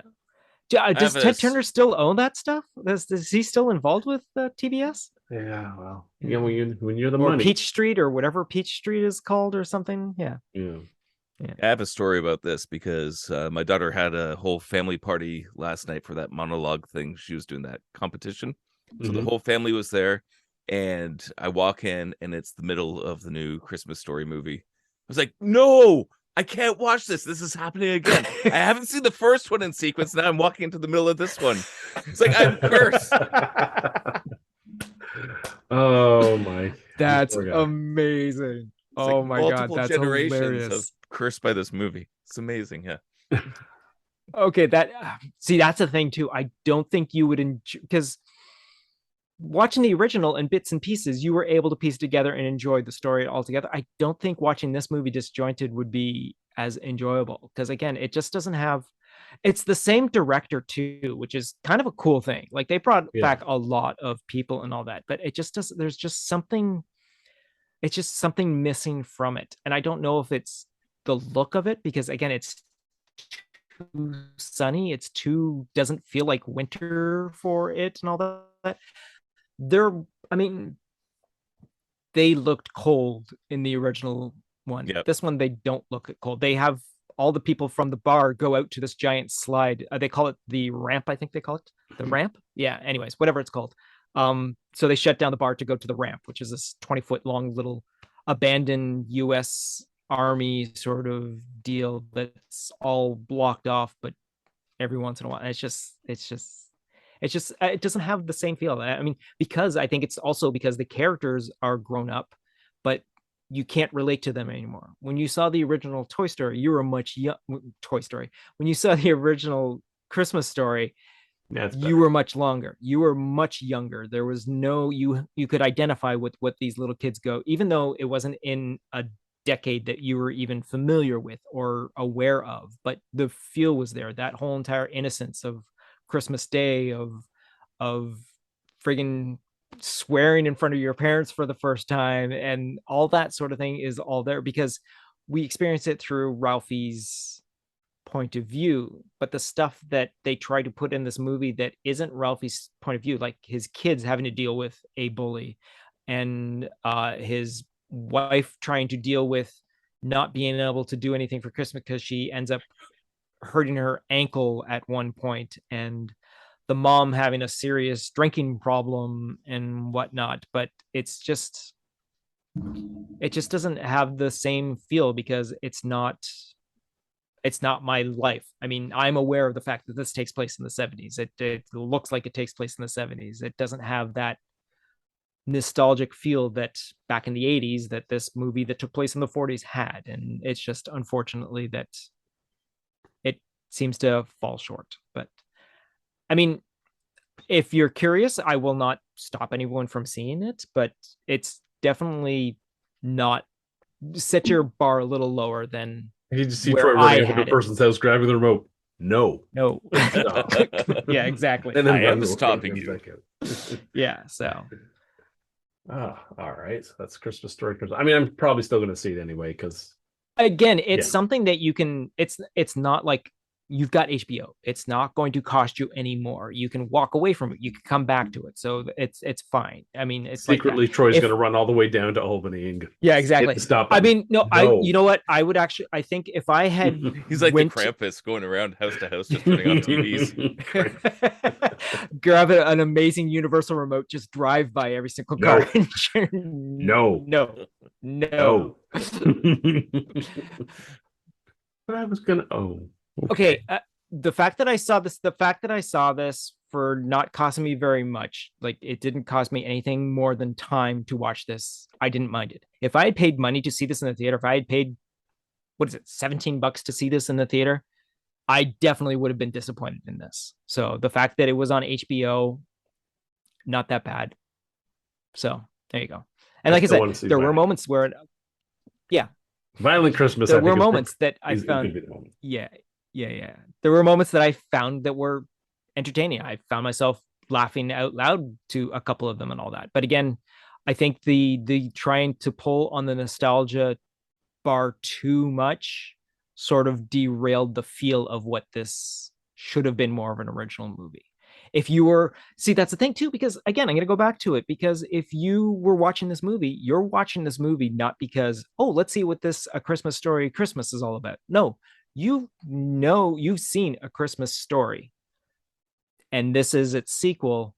You didn't need to rely so much on, because I think you already have a fan base there to begin with. So, I mean, but if they were trying to bring in new people, I mean, a lot of the nostalgia is like, I have no idea what this sequence is. I have no idea who this old man is that's all blurry looking in this like sort of like foggy little like sequence and all that sort of thing. But it's just footage from the original movie that was shot on film. That's why everyone looks a little grainy on your high definition TV, because it's, so that's why I keep going back to Cobra Kai. That's the one that absolutely nailed it. Right? That's one where they re-upped, they had the nostalgia, they have the flashbacks, they continue the story. Oh yeah.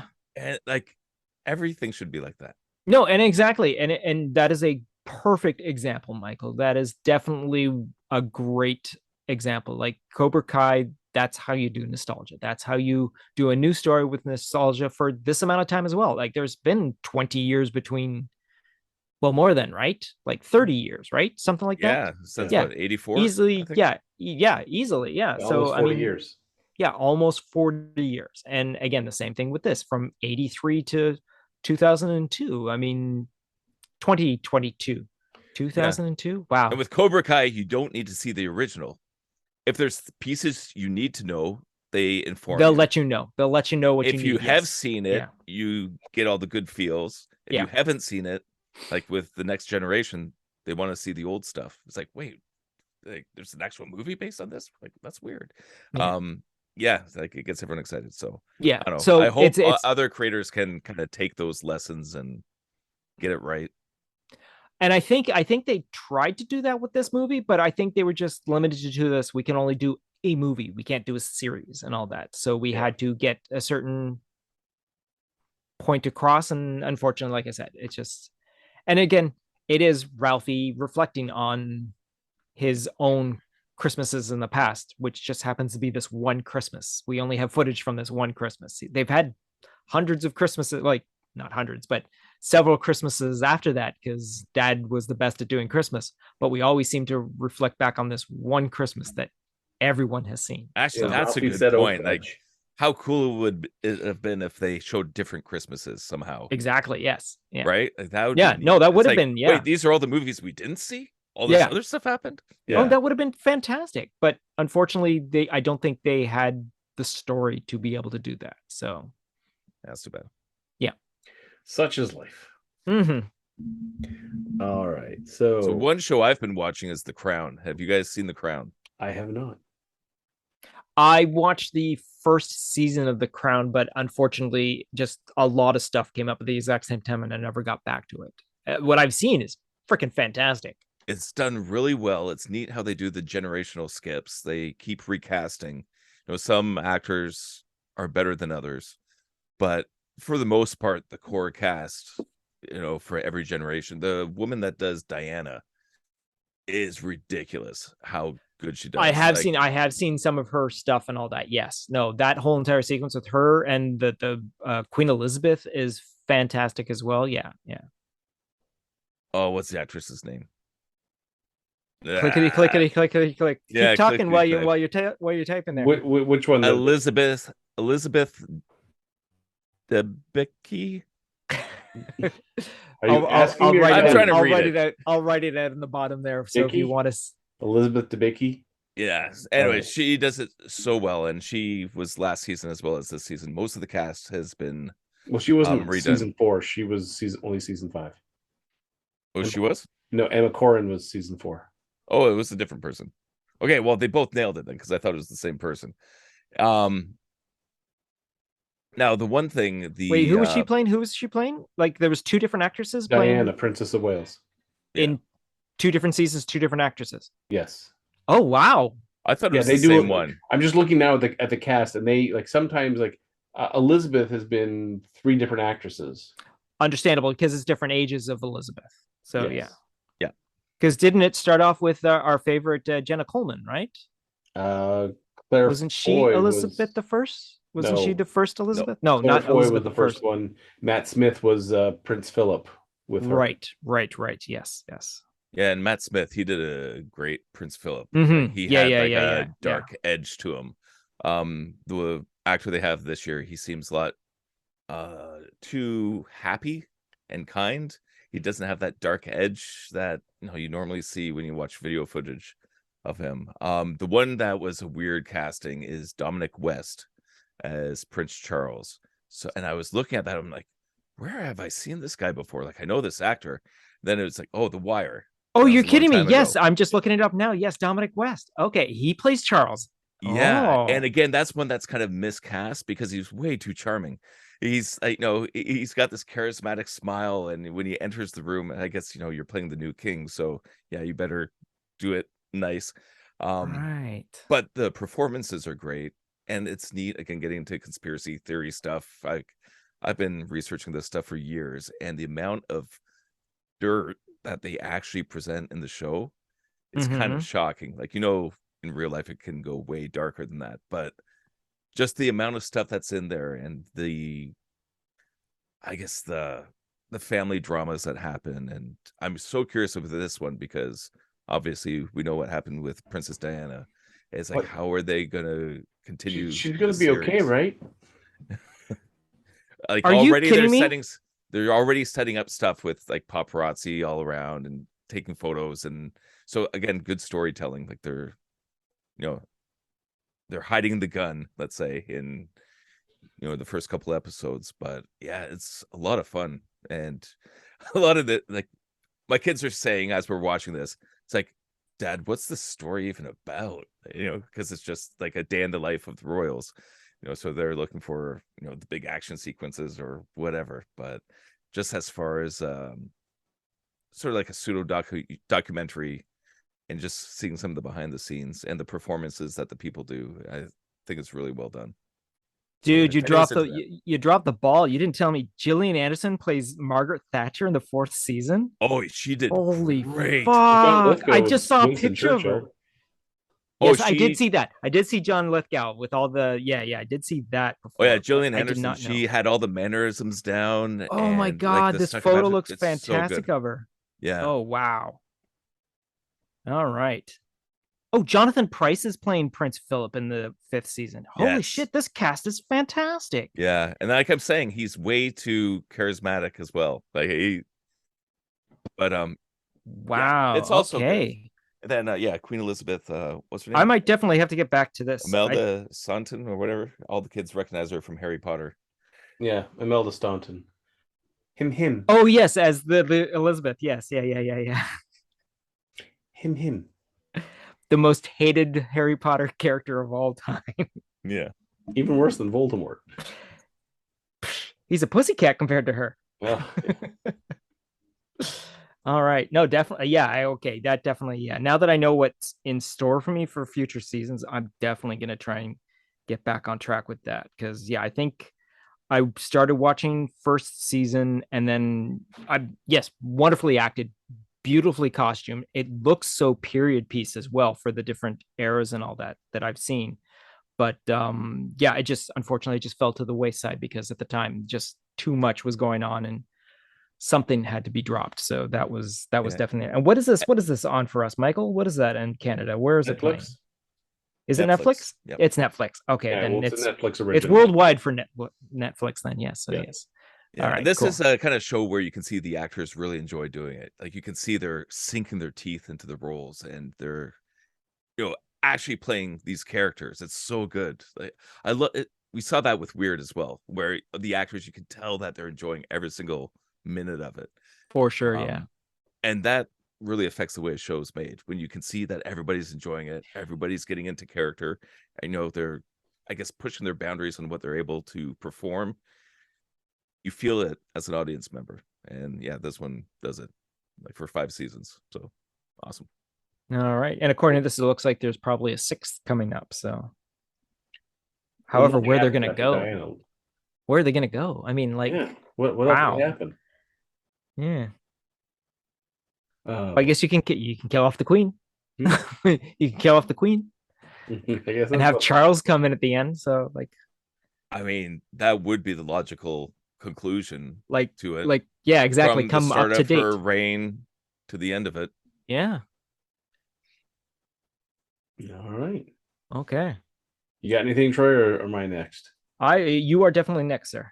All right. So my wife and I have been watching a series on HBO called The White Lotus. It is now in its 2nd season. The first season was off the rails crazy. It was a roller coaster ride that had you like clinging onto the car right to the end. So when season 2 was announced, we're like, ooh. And then when it started, we have been faithfully watching it, and it does not disappoint. You are constantly guessing because they'll show you little snippets of the aftermath, and then you're left guessing how they got to that point. So you're introduced characters. So like the first season had characters like let's see, Steve Zahn, Alexandra Daddario, Jake Lacey, Molly Shannon, just a nice ensemble cast. Trevor, I believe it's pronounced Molly Shannon. Oh, my mistake. All right. Season 2, we have F. Murray Abraham, who is an outstanding actor. I mean, every time he's on the screen, it just you instantly gravitate toward him. Audrey Plaza, just looking at Laura Dern, but just What's your problem with Murray? F. Murray Abraham, he's great. Why are you saying fuck Murray? F. Murray. No, but it's just season 2 so far has been Bingo. amazing, like just absolutely amazing in terms of just the way that it just you're twisting and turning through the story, and the whole time you're like, all right, who's gonna die? Who do they find in the ocean, sort of thing, and we don't know. There's we still don't know. We're only, I think, this Sunday is episode 5 of 7, so we're still got a ways to go. But for anyone listening, this is a fun show to watch. This is definitely not kid friendly, so don't watch it with your kids. That's why they have it on HBO. Sex and violence are very much in there, but it's definitely a fun watch. So I highly recommend it. So. Now you said it's a murder mystery, right? Kind of, yeah. We're given, you're shown kind of like a body bag or multiple body bags, and you're left guessing who's in the bag, and then you're introduced to the guests in the first episode, because the White Lotus is like a resort hotel sort of thing.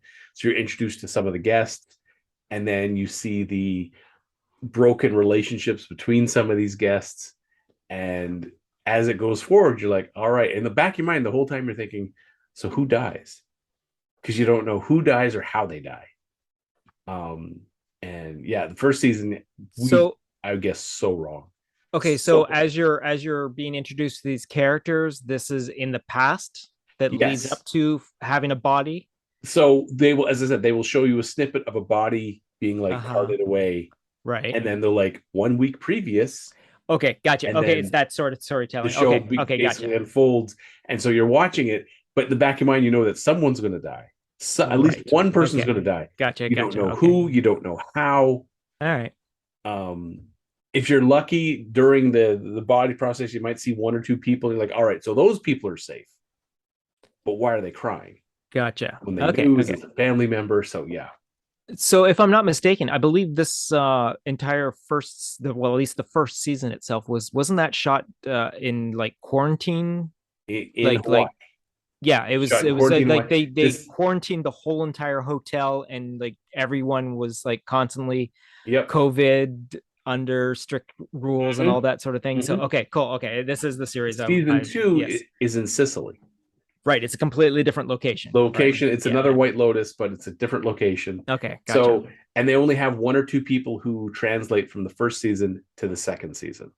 Oh, okay. It's a whole new cast with the exception of 1 or 2 people, and I can't recommend enough. It is such a fun watch. It's listed as a comedy drama. There are a comedy. There are some comedy moments. Kind of like uncomfortable comedy. Like I was about to say, I was hearing like dark comedy, very dark. So so one of the people in the second season, she's like this woman who's like worth $500 million. Well, she brings her, so she's there with her husband. They're both kind of old. She brings her assistant, and when the husband's like, "Why'd you bring your assistant?" She tells the assistant, "Just like go hide." So my husband can see it, but don't go away. Don't go back to the States. Just hide out in your room. And she's like, but I have to eat, and I'm in Sicily. And she's like, no, just hide. So it's just like, oh, okay. So like every time she sees the couple, she's like, trying to block them from seeing her. And they obviously see her, but yeah. So yeah, I said, I highly recommend it. It is very, very smartly written, very well acted, and it keeps you guessing right until the end who is the person who dies or the whodunit.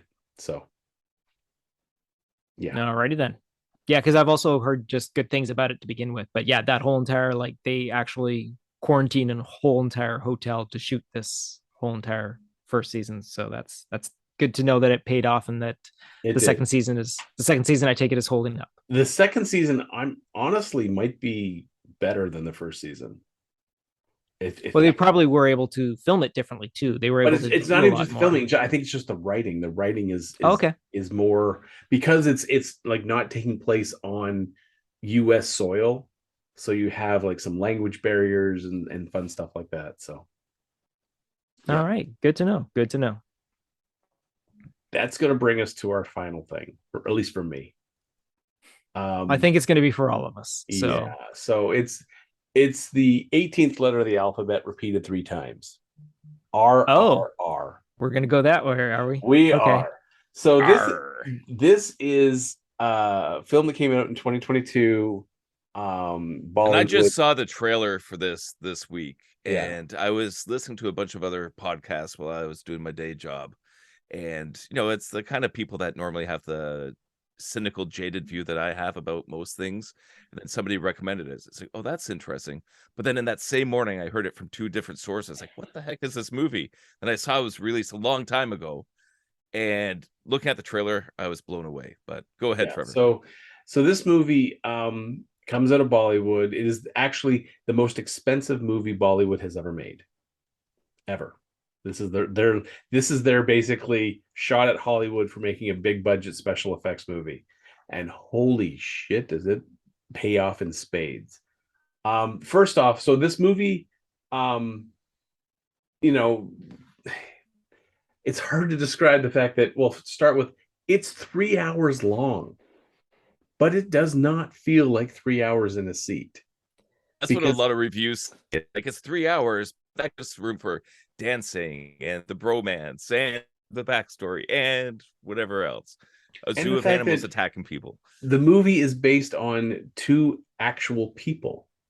It's now it's not completely historically accurate because some of the VFX you'd be like that can't happen. Oh, what I learned from Weird is if it's on film, it's canon. It All really right, all happened. right. So this takes place in the 1920s during the British Raj, which is when India was basically being run by the British. British, yes. Yeah. And I can't gush about this film enough. Like the effects were basically every major effects company in the US had their fingers in this in some way or another because there's so many effect shots, but they're all done so well. Even when it's so ludicrous and over the top, you're just like, that's still really well done. I mean, that's incredibly impressive. Um,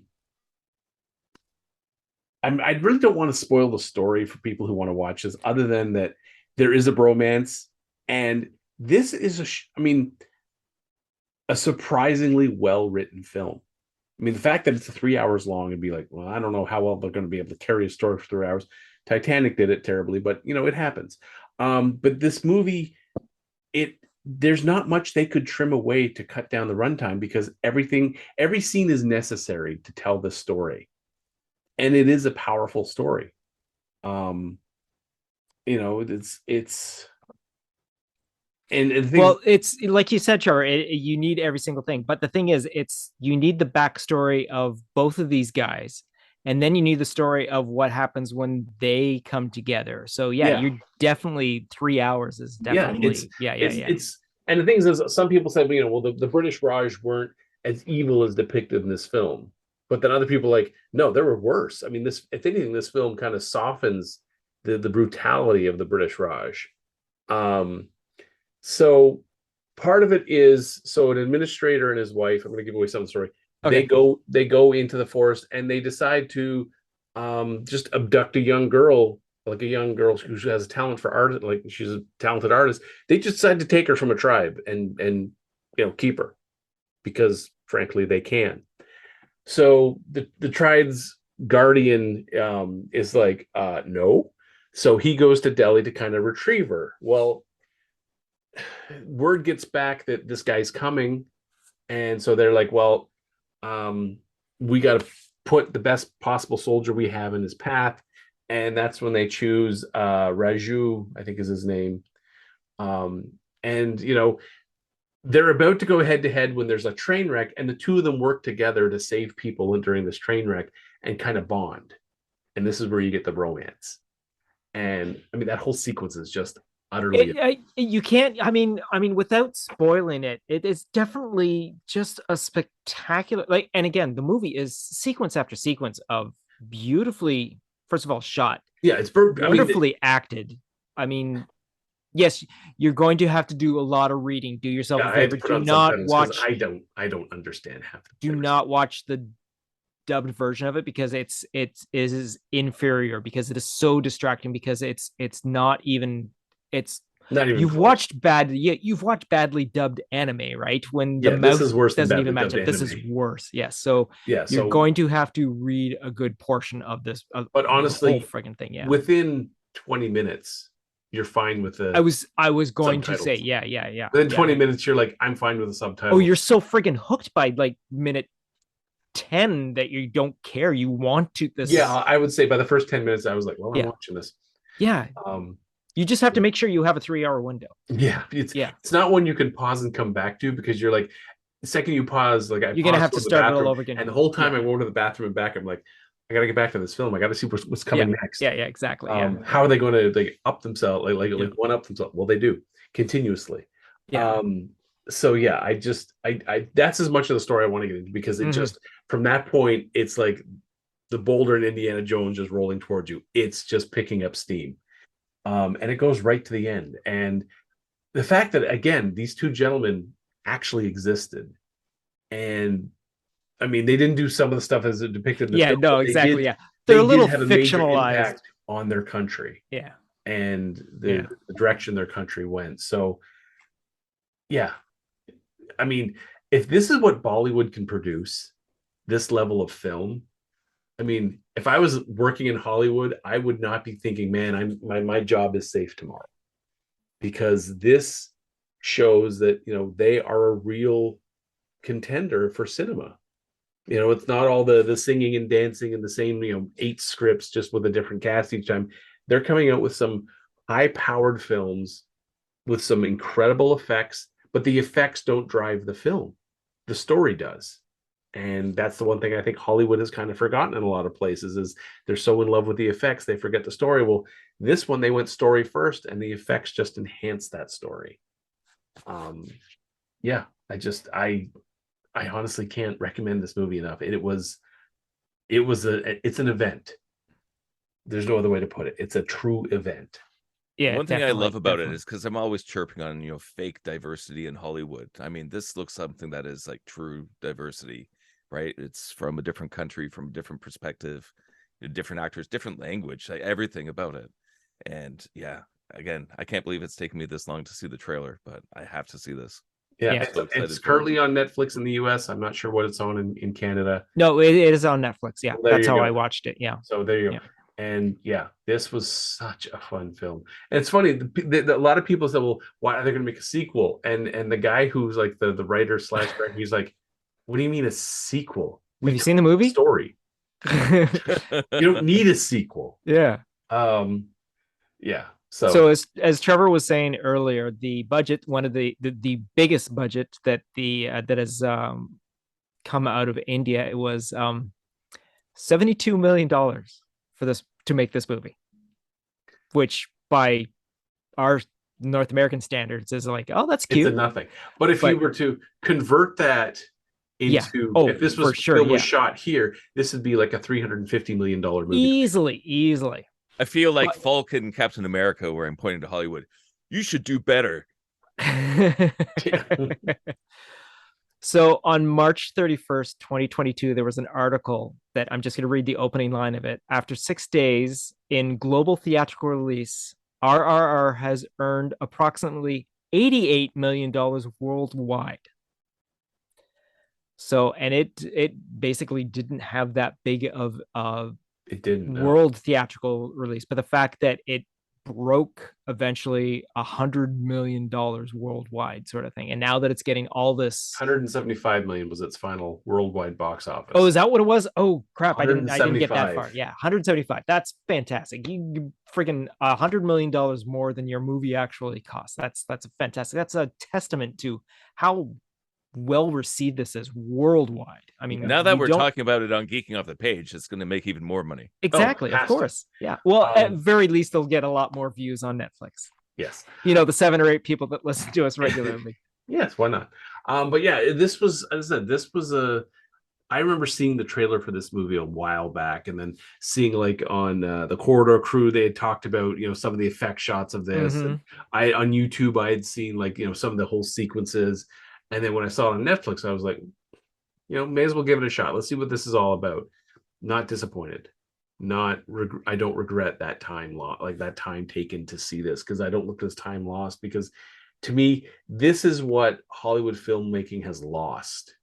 You know, this is how films, to me, you know, as a kid of the 70s and 80s sort of thing, this is what the films to me got that excitement going. That's a very good point, Trevor. Yes, this definitely had the feel. And I found the movie the same way that Mike found the movie. I heard like a bunch of people all of a sudden, one day, all of a sudden started talking about it on all the different podcasts. And I'm like, oh, it's being released on Netflix? Okay, let's see what this is all about. And yeah, I watched it late at night because I wasn't about to take the TV for 3 hours away from everyone. So I waited till everyone went to bed, and I just sat up and I went, okay, let's see what this is all about. The podcast keeps saying, you know what, watch the first 10 minutes. If you're not hooked by then, turn it off. You're not going to enjoy the rest of it. But like, I just got suckered in and all that sort of thing. And like Trevor said, yeah, even taking a pee break is all like, I got to get back to this movie. Yeah. One of the other things that was so spectacular to find out, there are no animals in this movie. Yeah. Every single animal is a digital recreation, including the goats in the village. Yeah, exactly. And like, I'm like, oh my God, the horses that they're riding are not. They're like, it's so the tiger. Absolutely the tiger fight is. Yeah, it's just, I would like if possible for all of us to be able to see this movie and then come back as a group and discuss it, because I think we could just go off on the love of this movie for like, and again, it's one of the top acclaimed movies of this past year, and it's not even North American, which is a fantastic feat. Now, so in one of the opening, I think is in the opening, was it 10 minutes, 15 minutes? Or no, 5 minutes. There's like this crowd scene of people protesting this compound. We're not talking like, you know, oh, it's 5 people protesting. Oh, 50 people protesting. Oh, 10, you know, even 100 people. We're talking thousands. And when you see the crowd, it's mind-numbing, that many people put together, especially, you know, post-COVID, where it's like, oh God, 10 people in a room, and you start like, is anyone coughing? Because I'm nervous. And you see these enormous crowds. Now I've seen later, like in Corridor Crew, had a whole thing of how they did. Yeah, exactly. Yeah. But still, there's a lot of practical involved in this movie as well. And when they're pushing at the fence and the whole fence is moving, and you're like, oh my God. Like, yeah. So yeah, I can't recommend this film enough. It is just such a glorious film, and the fact that this is a film not coming out of Hollywood and is still so gorgeous in the way it sounds, the way it looks, the story it tells. Yeah. And the fact that people are willing to sit through a 3-hour epic and not complain about it. Yeah, not complain at all. And not like, I'm sure people who friggin' well, you know, can't handle their pop intake properly and all that sort of thing are cursing it. But still, like, that's your own. That's why you can hit pause. Yeah, exactly. Run to the bathroom and then come back. So yeah. All right, I think that pretty much is going to call it to the end of this particular episode 62. I think so. Yeah. It's getting late for us here. It's well past into the Sunday. And yet no Gavin. And yet no Gavin, of course. Yeah. We stick around for as late as he can come in. Just come in with a, you know, if he'd just pop in to say, collective goodbye with us and all that. That'd be hilarious. Yeah, just do a we should actually Kramer record. Entrance. Yeah, exactly. That'd be amazing. The shot, all of a sudden, the camera shows on it's his TV room there. Also, he just runs in. Through there. Whoa! Let's say goodbye.